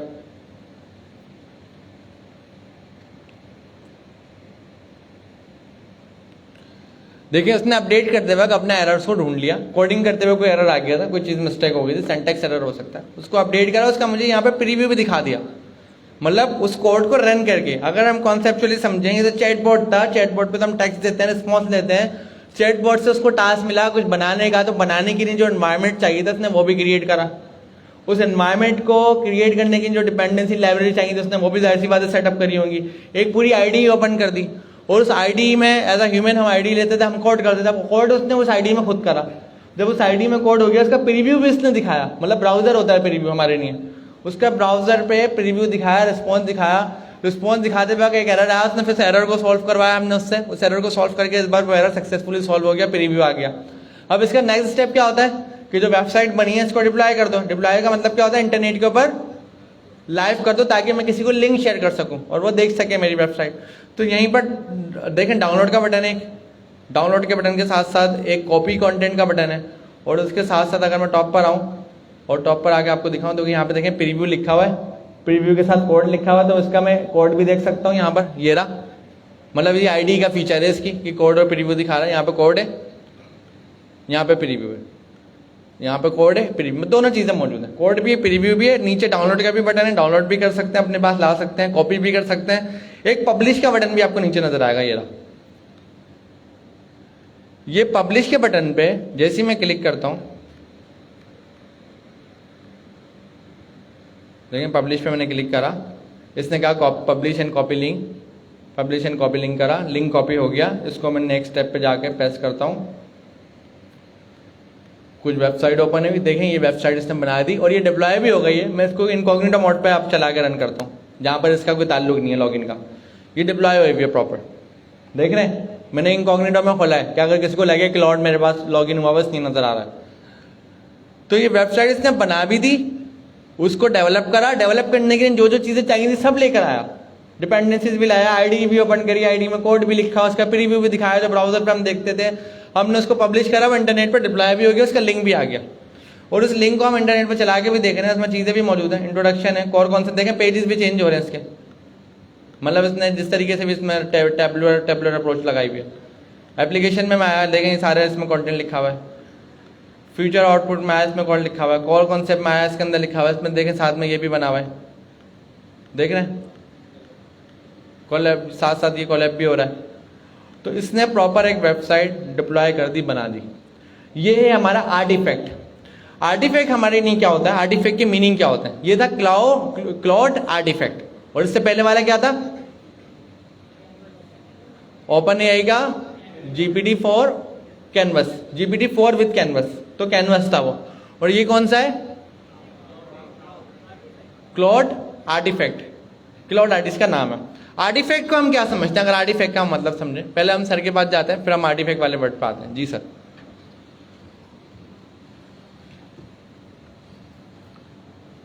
अच्छा जी, हमने क्लाइंट साइड आपको पढ़ा रहे हैं, अभी क्लाइंट साइड आपको पढ़ा रहे हैं। क्लाइंट साइड में हम नेक्स्ट.js आपने सीखी है ब्राउजर में, ये सब ब्राउजर में तो बना हुआ है, ये बनाना सिखाई जाएगी आपको फ्रंट एंड में जब आपको नेक्स्ट आ जाएगी। अब आप एआई वाले पोर्शन में जब तक नहीं आएंगे, अब प्रोसीजर क्या है, जो लोग अमीन भाई और टीम को ये कन्विंस कर देंगे कि उनको नेक्स्ट आती है, हजार के बैचेस में उनको भेज दिया जाएगा एआई वाली क्लास में, और आपकी पाइथन और एजेंट्स बनाना आप सीखना शुरू करेंगे। मगर पहले शर्त है, हमें आपको किसी को निकालेंगे नहीं सिस्टम से, मगर ट्रमेंडस प्रेशर डालेंगे आप पे कि आप जल्दी से जल्दी नेक्स्ट.js के प्रोजेक्ट बनाएं। ये अगला आपका जो महीना है ये बड़ा इंपॉर्टेंट है। देखिए मतलब आगे जाने से फायदा, पीछे तो आता नहीं है, आगे जाके जाने बेवकूफ बन जाएंगे ना वो तो प्रोजेक्ट पे काम करें। अच्छा, मुझे भी बहुत तकलीफ होती है प्रोजेक्ट पे काम करने में, हाथ सेट नहीं है ना, प्रैक्टिस नहीं है ना, तो आपको हर चीज देखनी पड़ती है। मगर लगे रहें। जितना टाइम लगाएंगे कंप्यूटर के साथ, बढ़ाई कैसे सीखता है, वो लगा रहता है ना रंधे के साथ। आप अपने कंप्यूटर के साथ लगे रहें, इसके अलावा कोई तरीका नहीं है। कोई किसी को बढ़ई बना सकता है? नहीं बना सकता। बता सकता है कि यार आरी इस तरह चलती है, मगर जब तक वो आरी पे हाथ सेट नहीं होगा, मेरे से थोड़ी आरी चलेगी। आपने कभी आरी चलाने वाले को देखा होगा, रंधा मारने वाले को देखा होगा एकदम, या आपने देखा होगा दीवार पे जब प्लास्टर करते हैं, कितना जो बेकार किस्म के मेरे जैसे होंगे वो सारी वेव नजर आ रही होती है प्लास्टर में। आपने घर किसी ने बनाया उसको पता है, वो प्रैक्टिस है। जो सही वाला कारीगर है उसको प्रैक्टिस है, हाथ उसका सेट है। और जो सही प्रैक्टिस नहीं है वो दीवार में जैसी लाइट पड़ेगी वो वेव सी नजर आएगी, कहेंगे ये सस्ता घर बना हुआ, जो जिसके अच्छे कारीगर नहीं हो वैसे ही होता है, फिर क्रैक आएंगे। ये सब हाथ सेटिंग है कारीगर की। आपकी भी कारीगर का हाथ सेट है, जब तक बनाएंगे नहीं तो कुछ होगा नहीं। तो अभी मुझे SMS मिला है कि सर मुझे पहला नेक्स्ट.js का काम मिला है, अभी तो उससे भी काम मिल सकता है, मगर हम तो आगे जाएंगे, तो ये करना है। अच्छा, तो ये तो फ्रंट एंड हो गया। फ्रंट एंड में क्या है? नेक्स्ट.js ब्राउजर के अंदर चल रहा है, ऐसी UI है, इसको हाइब्रिड UI कहते हैं, जो ग्राफिक यूजर इंटरफेस भी है और कन्वर्सेशनल यूजर इंटरफेस भी है, हाइब्रिड UI। फिर बैकएंड पे आ जाए। बैकएंड पे सबसे आगे लाइन ग्राफ होता है, उसके साथ लाइन चेन होती है। अच्छा ये बात समझ में नहीं आ रहा ये लैंड ग्राफ क्या भला है और ये क्या काम कर रहा होता है और लैंड चेन इस सिस्टम में कैसे काम हो रही है? लैंग ग्राफ को हम यूज़ करते हैं प्रॉपर एक तरह का फ्रेमवर्क, हम उसको कह सकते हैं एजेंटिक का। अगर आप ऑटोमेशन कर रहे हैं कोई टास्क की, किसी भी काम की, या कोई काम ऑटोमेट से मुराद, हम अब ऑटोमेशन पुरानी वाली नहीं रही। पुरानी वाली ऑटोमेशन क्या होती थी कि एक ही काम को बार बार करना है, आप खुद करने के बजाय मशीन से करवा लो, तो रिपीटेशन बच जाएगी, ऑटोमेशन हो जाएगी। जैसे फ़ैन है, तो पहले फ़ैन लोग हाथ से करते थे, अब उन्होंने फ़ैन बना दिया, वो घूमता रहता है और आपको हवा आती रहती है। अब हम उसको ऑटोमेशन नहीं बोल रहे, हम यूँ कह रहे हैं जो काम हम करवाते थे किसी एक्सपर्ट से या किसी स्पेसिफिक बिजनेस के नॉलेज वाले बंदे से, वो काम अब हम किससे करवाएंगे? वो काम हम अपने एजेंट से करवाएंगे। तो लैंग ग्राफ की मदद से हम बना सकते हैं किसी भी काम को करने के वर्क फ्लो क्या होता है? जैसे कि मैंने आपको कहा कि आपने कोई चीज़ बेचनी है, सेल करनी है, तो आपने क्या कहा? कस्टमर आपके पास आया, आपने अपना पूरा पैटर्न बनाया हुआ। कस्टमर जैसे मेरे पास आएगा, मैं उसको ग्रीटिंग करूंगा, बात करूंगा, उसको कहूँगा भाई ये मेरी प्रोडक्ट है, क्या आप इसके बारे में जानना चाहते हैं? एक इंट्रोडक्शन दूंगा। अगर वो नॉन इंटरेस्टेड होगा तो मैं उसको कहूँगा कि दोबारा आप आएँ और उसको कोई ना कोई बात बता के या डे बता के या कोई अपकमिंग इवेंट बता के या ये बता के भाई ईद वाले दिन डिस्काउंट देंगे, हम दोबारा चक्कर एक बार लगाना। नॉन इंटरेस्टेड को हम जाने देंगे, हम कहेंगे क्या टाइम वेस्ट करें, तो खरीदना ही नहीं उसको। लेकिन जहाँ पर भी हमें थोड़ा सा भी इंटरेस्टेड कस्टमर मिलेगा, हम उसको कहाँ पे लेके आ जाएंगे? कन्वेंसिंग पे। हम बोलेंगे थोड़ा सा सुन रहा है, जा नहीं रहा, मतलब वहाँ पर कस्टमर आया, एक वो इंटरेस्टेड ही नहीं है, हमने उसको सेटिस्फाई करके भेज दिया, हमने कहा कि दोबारा आना, और उसको कुछ डेटा दे दिया कि दोबारा आ जाए। ये वर्क फ्लो मतलब काम करने का, कि ये करना है तो ये करना है और इस सूरत में ये करना है, ये डिसीजन स्मार्ट डिसीजन हम ले रहे हैं। अब आपने कहा कि अगर थोड़ा सा भी वो इंटरेस्टेड होता है तो मुझे उसको कन्विंसिंग पे लाना, उसको कन्विंस करना है कि प्रोडक्ट आपके लिए कितनी अच्छी है, क्योंकि वो इंटरेस्टेड हो रहा है, थोड़ा थोड़ा हो रहा है, बाकी मुझे करना है। अगर वो इंटरेस्ट हो गया तो उसको प्रोडक्ट का प्राइस बताया ना, प्रोडक्ट बेच देनी है, सेल कर देनी है।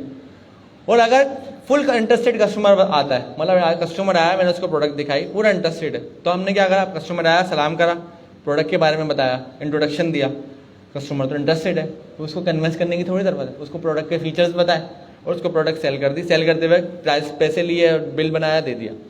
अभी तो काम करने की अप्रोचेज यूज़ हो रही हैं, ये हम बोलते हैं वर्क फ्लो, कि पहले ग्रीट करना है, सलाम करना है, फिर ये करना है, ये करना है।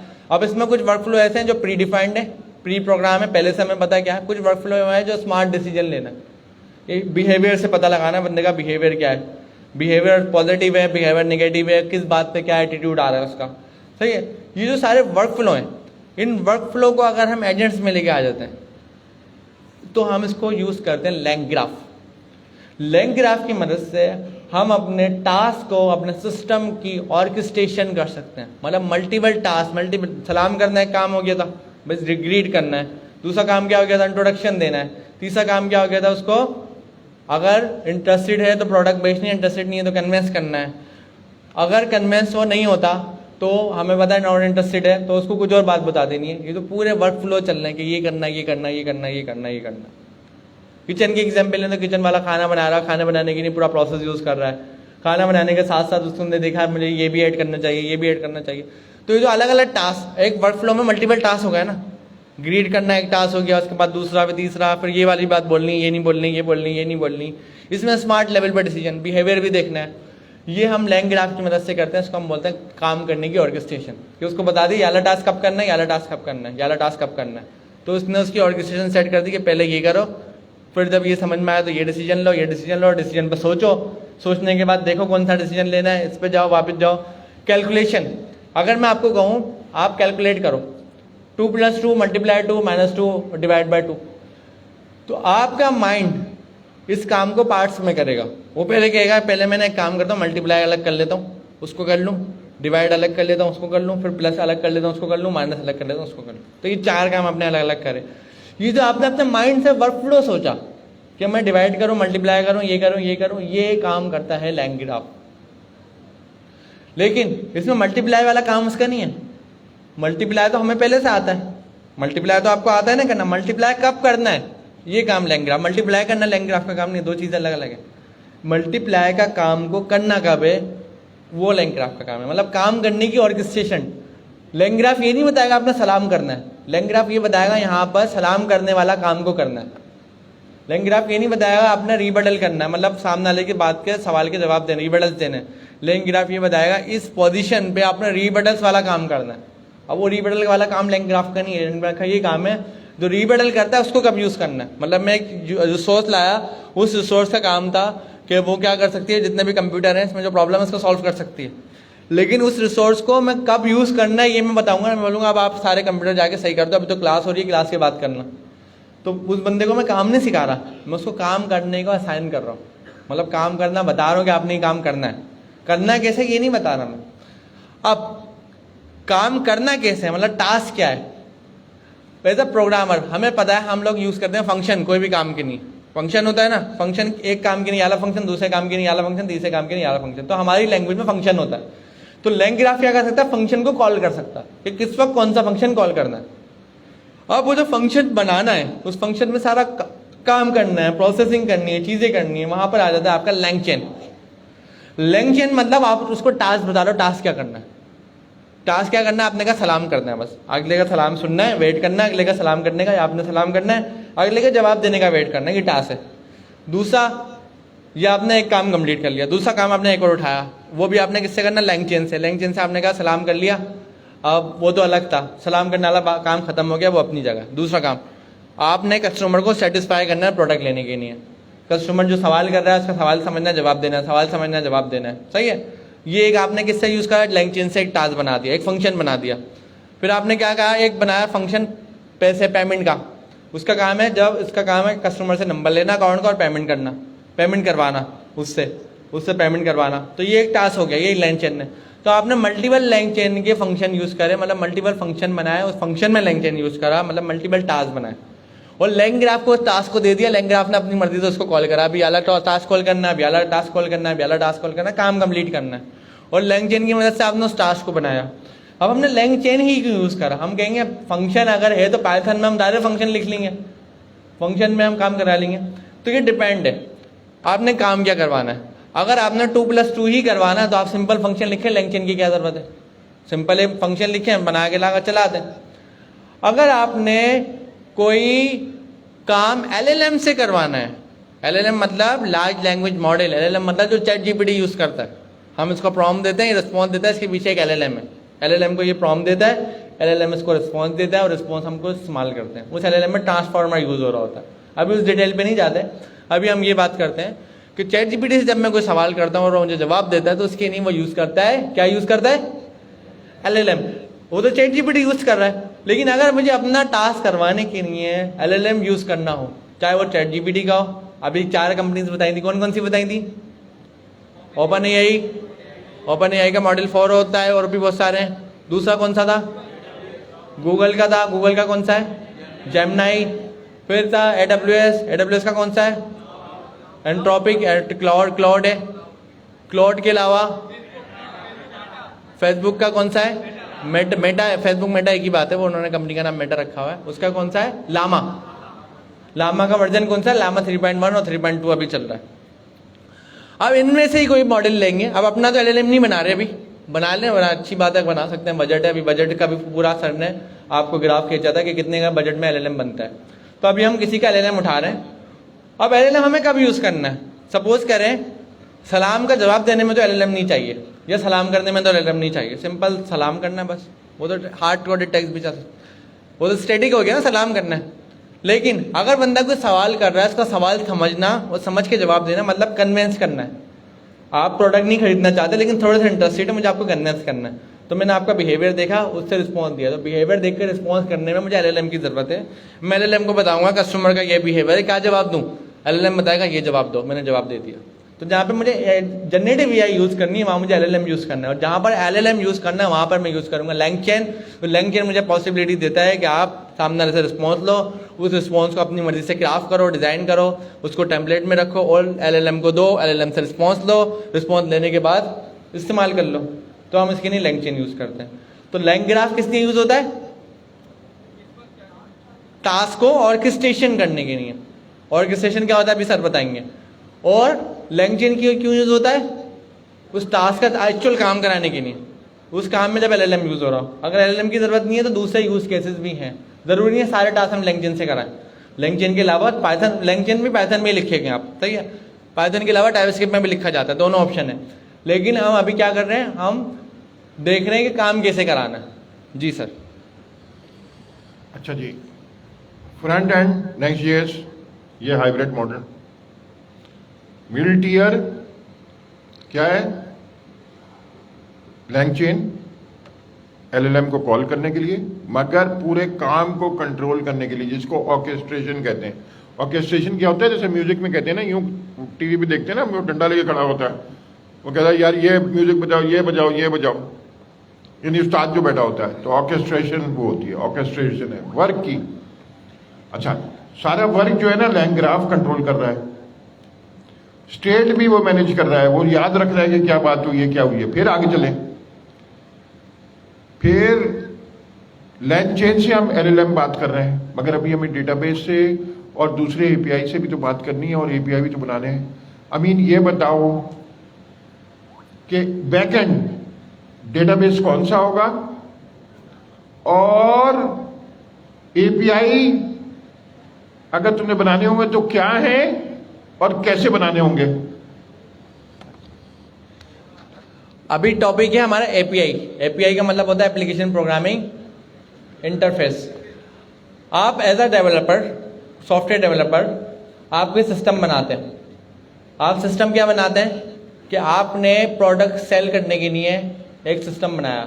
जैसे कि अगर मेरे पास कोई आएगा, लैपटॉप सेल कर रहा हूँ मैं, लैपटॉप आएगा, बाय करेगा और चले जाएगा। लैपटॉप बेचने का एक सॉफ्टवेयर मैंने डेवलप करा, e-commerce website, retail market place. तो जब आपने वो सॉफ्टवेयर बनाया, अब उस सॉफ्टवेयर का इस्तेमाल कितने सारे लोग कर रहे हैं। हो सकता है किसी कंपनी के साथ आपकी कोलैबोरेशन है, वो भी आपका सॉफ्टवेयर यूज़ करती है, अगर B2B है। अगर B2C है तो कोई ना कोई आपके कस्टमर यूज़ कर रहे होंगे। तो उस सॉफ्टवेयर पे लोड आ सकता है ज़्यादा, बहुत ज़्यादा भी आ सकता है। हो सकता है 10 लोग यूज़ कर रहे हो सकता है 10,000 लोग यूज़ कर रहे हो सकता है 10 मिलियन लोग यूज़ कर रहे हो सकता है 1 मिलियन लोग यूज़ कर रहे हो। तो जो आपका कोड है, जो आपने लिखा है, आपने डेवलप करा है, लॉजिक, जिसको हम बोलते हैं बिजनेस लॉजिक। बिजनेस लॉजिक मतलब किसी भी काम करने का जो प्रोसेस होता है उसको हम बोलते हैं बिजनेस। तो बिजनेस लॉजिक है, मतलब वो काम करने का प्रोसेस है जो आपने डेवलप करा है एज अ डेवलपर। और वो दायरे किसी ना किसी मशीन में चल रहा होगा, किसी कंप्यूटर में चल रहा होगा, किसी सर्वर पे चल रहा होगा, या किसी ये कह लें जिसके पास रैम, प्रोसेसर और स्टोरेज और नेटवर्क 4 चीज़ें हैं, उस पर चल रहा होगा। जैसे कि मेरा लैपटॉप है, RAM, processor, storage and network 4 चीज़ें, तो इन पर चल रहा होगा। तो इस पर चलने वाले सिस्टम में एक मसला हो सकता है कि अगर लोड आएगा यूज़र का, 10 लोग आए, सही है, कोई मसला नहीं है। 1000 लोग आए, हो सकता है वो हैंग हो जाए, स्लो हो जाए। 1000 के बाद 1 लाख लोग आए, हो सकता है और हैंग हो जाए। तो मुझे क्या ज़रूरत है, जैसे ये काउंटर है, इस काउंटर में अगर 2 लोग आते हैं तो मैं अच्छे से उनसे बात कर सकता हूँ, उनके सवाल के जवाब दे सकता हूँ। लेकिन अगर एक साथ 100 लोग आ जाएं तो वो भी डिस्टर्ब होंगे, मैं भी, और काम होने में देर हो जाएगी। तो मैंने क्या करा, एक साथ बहुत सारे एक जैसे काउंटर लगा दिए। तो ज़्यादा लोग आए, ज़्यादा काउंटर है, उनको उनके सवाल हुआ, सवाल का जवाब मिला और वो चलेगा। सवाल हुआ, सवाल का जवाब हुआ और वो चलेगा। ज़्यादा लोग आए, ज़्यादा काउंटर है। तो इससे हमें क्या फ़ायदा हुआ, लोड बर्दाश्त कर लिया हमने। ज़्यादा लोग आए, लोड आया, लेकिन हमारे पास काउंटर ज़्यादा थे तो हमने इजीली डील करा। लेकिन एक काउंटर होता, डील करना मुश्किल हो जाता। इसी तरीके से जो आपने सॉफ्टवेयर बनाया है, जिसको हम बोले API, वो API आपने किसी सर्वर में, सिस्टम में चलाइए, और उस सिस्टम पे अगर लोड आता है तो आपने वो जैसे और सिस्टम बनाना है, जिसको हम बोलते हैं कॉपीज, रेप्लिका को हम कॉपी बोलते हैं। मतलब वो जैसा आपने सिस्टम बनाना है और उस सिस्टम की कॉपीज बनानी है, 1 2 3 4 5 6 7 8 9 10, ताकि ज़्यादा लोड आए। जैसे हमने टेबल की बात करी थी, काउंटर की बात करी थी, इस काउंटर पे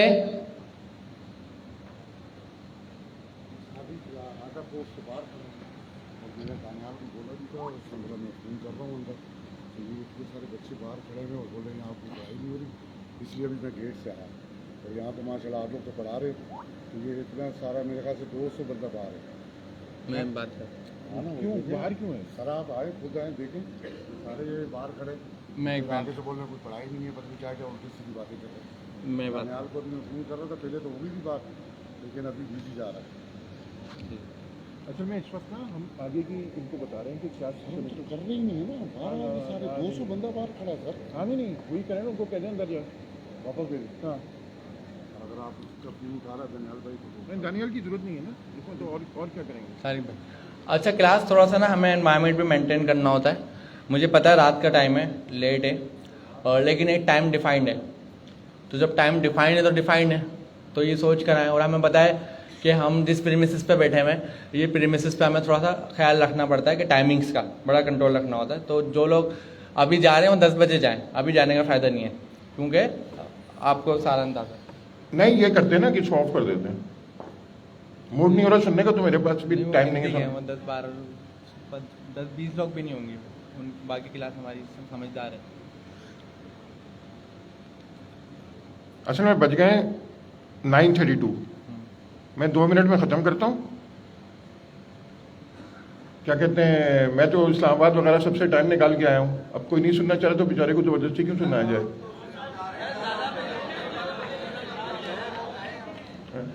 अच्छा नहीं, एक काम करो अमीन, तुम जाओ, मैं इतनी देर में बता रहा हूँ। उनको जाने दो ना यार, रोकना भी नहीं चाहिए ना। अगर वो कोई घर जाना चाह रहा है तो ये मुझे लॉजिक समझ में नहीं आई।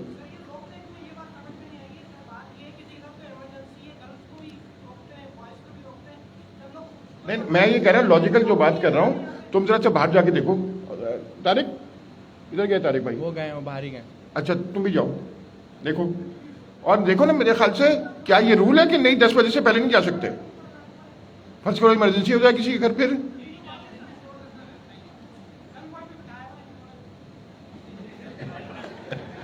असल में डिसिप्लिन वो आपको पता ही है, वो सोच होती है डिसिप्लिन वाली, एक वो भी सही है, और दूसरे में हम दूसरे की प्रीमिसेस इस्तेमाल कर रहे हैं तो उसके रूल तो फॉलो करने पड़ेंगे, मतलब फेयर बात है ना। तो क्या कहते हैं, ये करते हैं या बैठे रहो? अभी हम कंटिन्यू करते हैं, देखते हैं जो भी हो। अच्छा, API हमने क्या कर रहे थे? से बात कर। हमें देखें, एक तरीका होता है डील करने का, हमारी भी कुछ गलतियां होती हैं।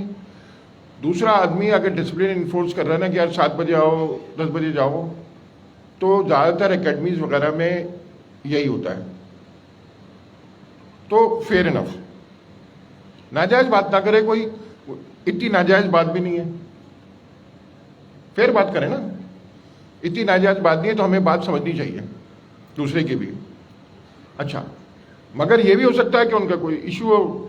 अब वो बीच वाली बात है ना कि वो तो केस बाय केस पे देखने पड़ेगा। आप किसी खुदा ना खास्ता अम्मी बीमार है, आप क्या ज़बरदस्ती क्लास में बैठो तो कहीं मिडिल वाली कोई बात करनी चाहिए, मगर इस पर टाइम ज़ाया नहीं करें, काम बहुत है। अच्छा, हम कहाँ तक पहुँचे थे? API। अच्छा, API क्या होते हैं? एप्लीकेशन प्रोग्रामिंग इंटरफेसेस होते हैं। एप्लीकेशन प्रोग्रामिंग इंटरफेस क्या है? माशाल्लाह, अगर 2 सिस्टम बात करना चाह रहे हैं अपने आप को, मेरी एक मशीन है, एक मैंने यहां मशीन रख दी, एक यहां रख दी, अब मैं इससे कैसे बात करूंगा, इसको पैगाम कैसे दूंगा? API के थ्रू। इनके कंप्यूटर पे कोई एप्लीकेशन चल रहा है, वो यहां से यहां बात कर रहा है, तो उसके लिए क्या करना पड़ेगा? Application programming interface. तो हमें क्या करना पड़ेगा? एप्लीकेशन प्रोग्रामिंग इंटरफेस, वो भी पाइथन में बनता है। तो अगर हम इस एंड से उस एंड को देखें तो सारा पाइथन है, सिवाय फ्रंट एंड के। फ्रंट एंड ब्राउजर में चल रहा है, तो उसके लिए टाइपस्क्रिप्ट और जावास्क्रिप्ट चाहिए। तो आप जैसे ही अगले सेमेस्टर में आएंगे तो सारी ये पाइथन शुरू होगी, और होपफुली आपके पास एक नक्शा खिंच गया। अब एक आखिरी चीज रह गई, ये डेटाबेस कौन सा इस्तेमाल करेंगे और वो उसकी क्वेरी लैंग्वेज क्या है। अच्छा, डेटाबेस मतलब सपोज करें आपके एप्लीकेशन में जो डेटा है, मतलब जो इन्फॉर्मेशन है, वो आप कहीं लोकेशन पे किसी जगह पे स्टोर कर रहे हैं ताकि आप उसको रीयूज कर सकें। बैंक की अगर बात करें, बैंक के पास आपका फाइनेंस का डेटा है कि आपके अकाउंट में पैसे कितने हैं, आपका नाम क्या है, आपका अकाउंट नंबर क्या है, आपकी सारी डिटेल्स हैं, आपकी कॉन्टैक्ट डिटेल्स हैं, और बायोमेट्रिक की इन्फॉर्मेशन है, आपका KYC उसने करा हुआ। ये सारी चीज़ें कहाँ रखी होती हैं? किसी ना किसी सिस्टम में इन्फॉर्मेशन रिकॉर्ड हुई होती है, उसको हम बोलते हैं डेटाबेस। तो डेटाबेस रखा हुआ है, वो तो सही है। अब हम उस डेटाबेस का डेटा पढ़ना है, रीड करना है, देखना है उसमें लिखा हुआ क्या है, और उसको इस्तेमाल करना है। तो डेटाबेस का डेटा पढ़ने के लिए, रीड करने के लिए हम करते हैं क्यूरी, मतलब क्यूरी करो और जो मुझे ये वाला डेटा ढूंढ के ला दो। सपोज करें बैंकिंग है, बैंकिंग ने कहा क्यूरी करो, मुझे ये डेटा ला के दे दो कि जिस अकाउंट में मुझे पैसे ट्रांसफर करने हैं उस अकाउंट का नंबर क्या है, या उस अकाउंट वो अकाउंट एग्जिस्ट करता है नहीं करता, या उस अकाउंट की मुझे सारी डिटेल्स उठा के लेके आ जाओ, या क्यूरी करो इस अकाउंट के मुझे टोटल बैलेंस बता दो, टोटल कितने पैसे इस अकाउंट में रखे हुए मौजूद हैं। तो इसको बोले क्यूरी करो, मतलब क्यूरी करो और ये चीज़ मुझे ला के दे दो। क्यूरी हमारा क्वेश्चन से भी आता है कि क्यूरी करो, कोई क्वेश्चनर को भी हम क्यूरी बोलते हैं। तो ये क्वेश्चन करो डेटाबेस से, क्वेश्चन ये करो कि भाई मेरे अकाउंट में कितना बैलेंस है, वो जहाँ पे डेटा रखा हुआ बता देगा आपके अकाउंट में इतना बैलेंस है। तो ये कहीं ना कहीं डेटा में रखा हुआ। क्यूरी करने के लिए हम कोई ना कोई लैंग्वेज यूज़ करते हैं जिसकी मदद से हम अपनी इंफॉर्मेशन ट्रांसमिट करते हैं, अपनी इंफॉर्मेशन पहुंचाते हैं डेटाबेस तक, ताकि वो हमारी बात सुन के हमारी बात का जवाब दे दे। सपोज करें हमने डेटाबेस को क्यूरी करी, लैंग्वेज इस्तेमाल करी, उस लैंग्वेज की मदद से वो क्यूरी करी है, और उस क्यूरी के बिहाफ पे उसने जो डेटा डेटाबेस में रखा हुआ है वो डेटा उठाकर हमें दे दिया और हमने उसको रीड कर लिया। रीड करके जो भी हमें काम करना था उस काम को प्रोसीड करवा दिया। तो उसके लिए क्यूरी लैंग्वेज यूज़ होती है। अब कौन से डेटाबेस के लिए कौन सी क्यूरी लैंग्वेज यूज़ होती है? अभी तक जो मार्केट का स्टैंडर्ड था 25 साल से वो था SQL, स्ट्रक्चर क्यूरी लैंग्वेज, और वो स्टैंडर्ड ISO सर्टिफाइड है, मतलब ISO स्टैंडर्ड है। ISO स्टैंडर्ड मतलब पूरी दुनिया उसको फॉलो करती है, सब एक पेज के ऊपर है। अब नया स्टैंडर्ड आया है ग्राफ क्यूरी लैंग्वेज, GQL का। ग्राफ क्यूरी लैंग्वेज का जो स्टैंडर्ड आया है वो थोड़ा सा अलग तरीके से क्यूरी करता है। क्यूरी करने के लिए आप सपोज करें कि आपसे अगर मैं सवाल करूं कि यहाँ जितने स्टूडेंट्स हैं वो यहाँ बैठे हुए हैं, उनका मेरे पास रिकॉर्ड है। इसी तरीके से जो कराची में लोग रहते हैं उनका भी मेरे पास रिकॉर्ड है। तो अगर मैं किसी पर्सन का नाम लूँ, समझ लें मैं मेयर कराची का नाम लूँ, और मैं कहूँ आप में से कितने लोग मेयर कराची को डायरेक्ट जानते हैं, सही है? तो हो सकता है आप में से, अब मेरे पास डेटा है, ये मैं आपसे पूछ नहीं रहा सवाल, मेरे पास डेटा है, आप सबका डेटा है, और आप सबका डेटा के साथ मेरे पास ये भी डेटा है कि आप किस किस को दोस्त हैं आपके। तो मुझे कैसे पता लगेगा कि आप मेयर कराची को जानते हैं डायरेक्ट? ये तो बड़ा मुश्किल हो जाएगा, ये रिलेशन ढूंढना कि आप मेयर कराची को डायरेक्ट जानते हैं, ये तो मुश्किल हो जाएगा। फिर मैं कहूँ आप में से कितने ऐसे लोग हैं जो मेयर कराची को 2% के डिफरेंस से जानते हैं, मतलब आप किसी दोस्त को जानते हैं, वो दोस्त दूसरे दोस्त को जानता है, और वो वाला दोस्त मेयर कराची को जानता है, ठीक है? मतलब 2% के डिफरेंस से आप इस बंदे को जानते नहीं जानते। तो ये भी डेटा ढूंढना मुश्किल हो जाएगा, मतलब जिस डेटा का डायरेक्ट कोई कनेक्शन नहीं है। अगर मैं कहूँ आप मेयर कराची को जानते हैं, चले डायरेक्ट कनेक्शन है, लेकिन आपका दोस्त का दोस्त कोई डायरेक्ट मेयर कराची को जानता है, मतलब 2% का डिफरेंस, तो ये तो अनकनेक्शन डेटा बस हो गया, ऐसा डेटा जिसका कोई कनेक्शन ही नहीं है, कैसे बनाएंगे?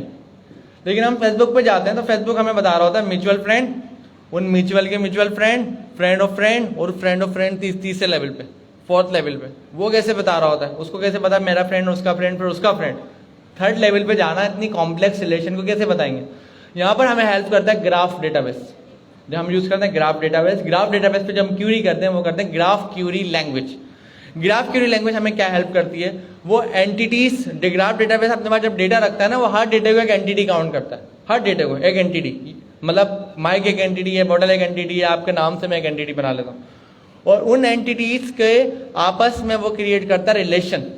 रिलेशन मतलब एक एंटिटी दूसरी एंटिटी को जानती है, एक एंटिटी दूसरी एंटिटी से रिलेट करती है रिलेशन में, और उन रिलेशंस के बिहाफ पर वो अपना डेटा स्टोर करता है। अगर हम डायग्राम की बात करें तो आप सपोज करें एक सर्कल एक एंटिटी है, दूसरा सर्कल दूसरी एंटिटी है, और उसका जो एरो है वो उसका रिलेशन है। एक एंटिटी दूसरी एंटिटी को जानती है, और जब उनका रिलेशन बन रहा है तो उन रिलेशन का हमने लेवल दे दिया कि ये दूसरे को नोस, मतलब एक पर्सन दूसरे पर्सन को जानता है, नॉन। एक पर्सन सपोज कर लें ताहिर नॉन हमजा, सही है? एक ऑब्जेक्ट दूसरे ऑब्जेक्ट से डायरेक्ट रिलेशन में, ताहिर नॉन हमजा। अब मैं ये कहूँ कि ताहिर नॉन हमजा और हमजा नॉन साबिर, आप साबिर से 1% डिफरेंस पे कितने लोग मौजूद हैं? वो कहेगा ताहिर, सही है? क्यों? क्योंकि हमजा नॉन कौन है? क्या बताया था? याद है? सब उठे में, सही है? ताहिर। तो ये तो 1% डिफरेंस हमारा आ रहा है, ये ग्राफ की मदद से पॉसिबल है। अगर मैं ग्राफ बनाऊँ, सर्कल बनाऊँ, दूसरा सर्कल बनाऊँ, उसका एरो खींच दूँ, फिर तीसरा सर्कल बनाऊँ, उसका एरो यहाँ लेके आ जाऊँ, फिर मैं ये वाला सर्कल और ये वाले सर्कल रिलेशन पूछूँ, 1 स्पेस गैप से आ रहा है। अगर मैं इसकी बात करूँ, इसके 1% डिफरेंस पे क्या डेटा है? आप इस नोट पे आए, इस नोट से इस नोट के एक बार नोट जम कर लिया आपने, आपको डेटा आ गया। तो ग्राफ डेटाबेस जो होता है उसमें रिलेशन बनाना और रिलेशन को ढूंढना आसान होता है। तो ग्राफ क्यूरी लैंग्वेज ह्यूमन भी इसी तरीके से काम करता है। ह्यूमन का माइंड भी अपने माइंड में डेटा इसी तरह रखता है कि वो पर्सन को एक एंटिटी रखता है, और वो पर्सन मेरे से कब मिला है उसकी स्टार्ट डेट या उस मिलने की वजह अपने माइंड में रखता है। तो मतलब आप ह्यूमन एक एंटिटी, दूसरा ह्यूमन एक एंटिटी, आपकी कुछ प्रॉपर्टीज़ हैं, आपका कुछ डेटा है, प्रॉपर्टीज़ क्या है, आपका नाम, एज, डिटेल्स, दूसरा ह्यूमन उसकी प्रॉपर्टीज़ है, नाम, एज, डिटेल। लेकिन जब आपकी और उसकी दोस्ती हुई तो एक वो दोस्ती किसी वजह से हुई कि भाई आपने और उसने साथ में कारोबार करा, कारोबार की चीज़ पे करा, वो आपका नया डेटा आ गया, आपके दोनों का मिले किस बात पे वो, और मिलने के बाद क्या नया डेटा आया कि स्टार्ट डेट आ गई कि इस दिन मिले थे, सही है। तो इस तरीके से ग्राफ डेटाबेस में डेटा रखा होता है, उस डेटे की क्यूरी कराने के लिए हम ग्राफ क्यूरी लैंग्वेज यूज़ करते हैं, मतलब उस डेटे को पढ़ने के लिए, रीड करने के लिए।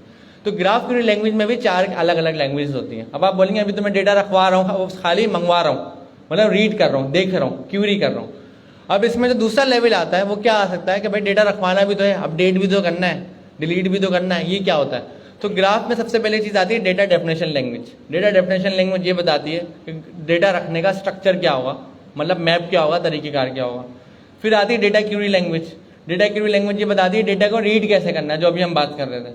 फिर आती है data manipulation language. Data manipulation language में क्या होता है कि वो जो रखा हुआ डेटा है उसको अपडेट करना, डिलीट करना और उसमें मजीद कुछ चेंजेस करना। डेटा मैनिपुलेशन लैंग्वेज के बाद क्या आती है, data control language. Data control language में क्या आता है, वो डेटा जो है उसका एक्सेस किसको देना, सारी दुनिया को नहीं देना, गिनती के लोग होंगे जिसको हमें उसका प्रिविलेजेस देना होगा। तो ये हमारे पास आती है ग्राफ क्यूरी लैंग्वेज, जो हम ग्राफ में डेटा अपलोड करते हैं और उसको ग्राफ से डेटा मंगवाते हैं। अच्छा, अब लैंग ग्राफ में भी ग्राफ का लफ्ज, ग्राफ क्वेरी लैंग्वेज में भी ग्राफ का लफ्ज, और ग्राफ डेटाबेस में भी ग्राफ का लफ्ज। अब इन तीनों में फर्क क्या है?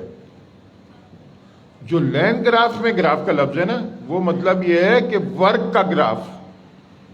आपने काम करना है ना कोई, मैं आपसे कहूं आलू गोश्त बनाने की तरकीब, रेसिपी, पहले आलू काटो, एक काम, उसको कनेक्ट किया, गोश्त काटो और साफ करो, दूसरा काम, तीसरा काम प्याज काटो, टमाटर काटो, ये सब स्टेप्स हैं काम के। तो लाइन ग्राफ में काम जो है वो किस पे, काम के ग्राफ है। फिर ग्राफ डेटाबेस में डेटा का ग्राफ है। मैं अमीन का दोस्त हूं, मैं एक नोड हूं, दोस्त एक रिलेशनशिप है, अमीन एक नोड है। अमीन बेटा है अपनी अम्मा का, तो अम्मा एक नोड है, एंड सो ऑन। और ग्राफ क्वेरी लैंग्वेज उस ग्राफ डेटाबेस को सवाल जवाब पूछने के लिए इस्तेमाल होता है। अच्छा, तो हमने ये एक नक्शा खींचा, आप लोग थक बहुत गए होंगे, और मगर अब करना क्या है, अगर दम है तो घर जाके इस वीडियो को एक दफ़ा और देख लीजिएगा, अगर अभी दम नहीं है तो कल देख लीजिएगा, डिपेंड करता है हर एक की मसरूफियात पे और उस पर। और नोट्स लें, जो बात समझ में नहीं आ रही, क्योंकि पता है इतने मजमे में सवाल पूछना अच्छा नहीं लगता, वो आदमी जरा सा घबराता भी है, मैं भी घबराता था अपने ज़माने में। आपने नोट्स लें, कागज़ पेन से लेके बैठ जाए ना, या नोटपैड पे अपने कंप्यूटर पे देख लें, देखते हुए नोट्स लें, और चैट जीटीपी से ये सवाल पूछे कि यार ये क्या है, ये क्या, आस्ता आस्ता आपकी वोकैबुलरी बिल्ड होगी। दूसरी बात, जहाँ पे भी जाए ना वहाँ के रूल फॉलो करें, मैं और अमीन भी करते हैं। अच्छा, यहाँ पे आपको पता है कि जो सिक्योरिटी है, अगर कॉमन सेंस से सोचें तो वो हमारी हिफाजत कर रही है, क्योंकि हमारा स्केल इतना बड़ा है और मशहूरी इतनी है कि खुदा ना खास्ता कुछ भी हो सकता है। तो अगर तलाशी ली जा रही है और अंदर आपको सिक्योर एनवायरनमेंट में रखा जा रहा है तो फायदा हमारा ही है, नुकसान तो हमारा ही होगा ना भाई। तो ये सिक्योरिटी हमारे फायदे की है। अच्छा, अब मैं हमारे जो टीचर साहब है, मैं बिलाल भाई जरा से 1 मिनट आना। अच्छा, ये आपको लेके चलेंगे टाइपस्क्रिप्ट से पाइथन की तरफ। अच्छा, अब इनसे सवाल है कि यार आदमी को अगर एक प्रोग्रामिंग लैंग्वेज आ जाए अमीन, तो दूसरी प्रोग्रामिंग लैंग्वेज सीखने में कितनी मुश्किल होती है, खासतौर पर टाइपस्क्रिप्ट से पाइथन में जाने में। बिलाल भाई।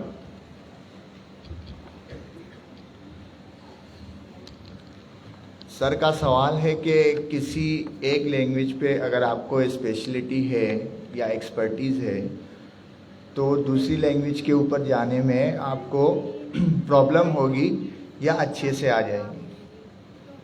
मेरा ओपिनियन ये है, जो फर्स्ट क्वार्टर से मैं आपको बताता आ रहा हूँ और लास्ट क्लास में भी हमने जिक्र किया था कि टाइप स्क्रिप्ट जितनी आपने पढ़ी है, आई थिंक 70% आपको पाइथन भी आ चुकी है, क्योंकि इन तमाम चीज़ों के अंदर सिमिलरिटीज होती है, बस लिखने का फ़र्क होता है, सिंटेक्स का फ़र्क होता है और कुछ कॉन्सेप्ट्स की फ़र्क होते हैं।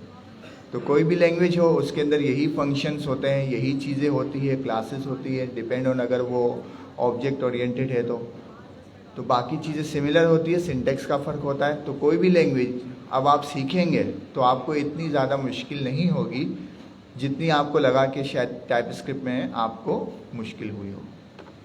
हमेशा पहली लैंग्वेज में बहुत तकलीफ होती है, आपको पता नहीं होता ना फॉर लूप क्या है, वाइल लूप क्या है, इफ एल्स स्टेटमेंट क्या है, तकरीबन सारी लैंग्वेजों में ये है। और टाइप स्क्रिप्ट और इसमें तो बहुत ही कॉमन है पाइथन में। मैं इसको एक एग्जांपल दें सर? जी। इसकी एग्जांपल दे देता हूँ। मैं टाइप स्क्रिप्ट और जावास्क्रिप्ट सर ज़िया के ही प्रोग्राम से पढ़ा हूँ। 12 दिन में पाइथन सिखाई इन्होंने ऑनलाइन। तो इस वक्त फोकस करें कि एक काम तो अच्छी तरह आ जाए ना, नेक्स्ट जेएस से वेब एप्लीकेशन और वेबसाइट बनाना आ जाए। एक काम तो करें ना पहले अच्छी तरह।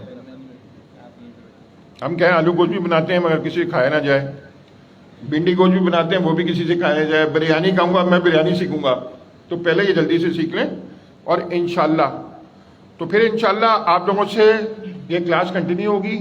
जल्दी से ये करें तो फिर आप पे हम लोग बैकएंड और मिडिल टीयर सीखना शुरू करेंगे, ये एजेंट्स बनाना सीखेंगे। एक काम तो पहले कर ही लेना, नेक्स्ट जेएस अच्छी तरह हाथ सेट कर लें, ये बड़ा इंपॉर्टेंट है यार, वरना तो फायदा नहीं ना कोई, आगे करते रहेंगे करते रहेंगे करते रहेंगे। अब मुझे पता है बैठना आसान नहीं है, मुझे पता है, मुझे खुद भी बड़ी तकलीफ होती है, मगर मैं कोशिश करता रहता हूँ, अपने आप को फोर्स करता रहता हूँ।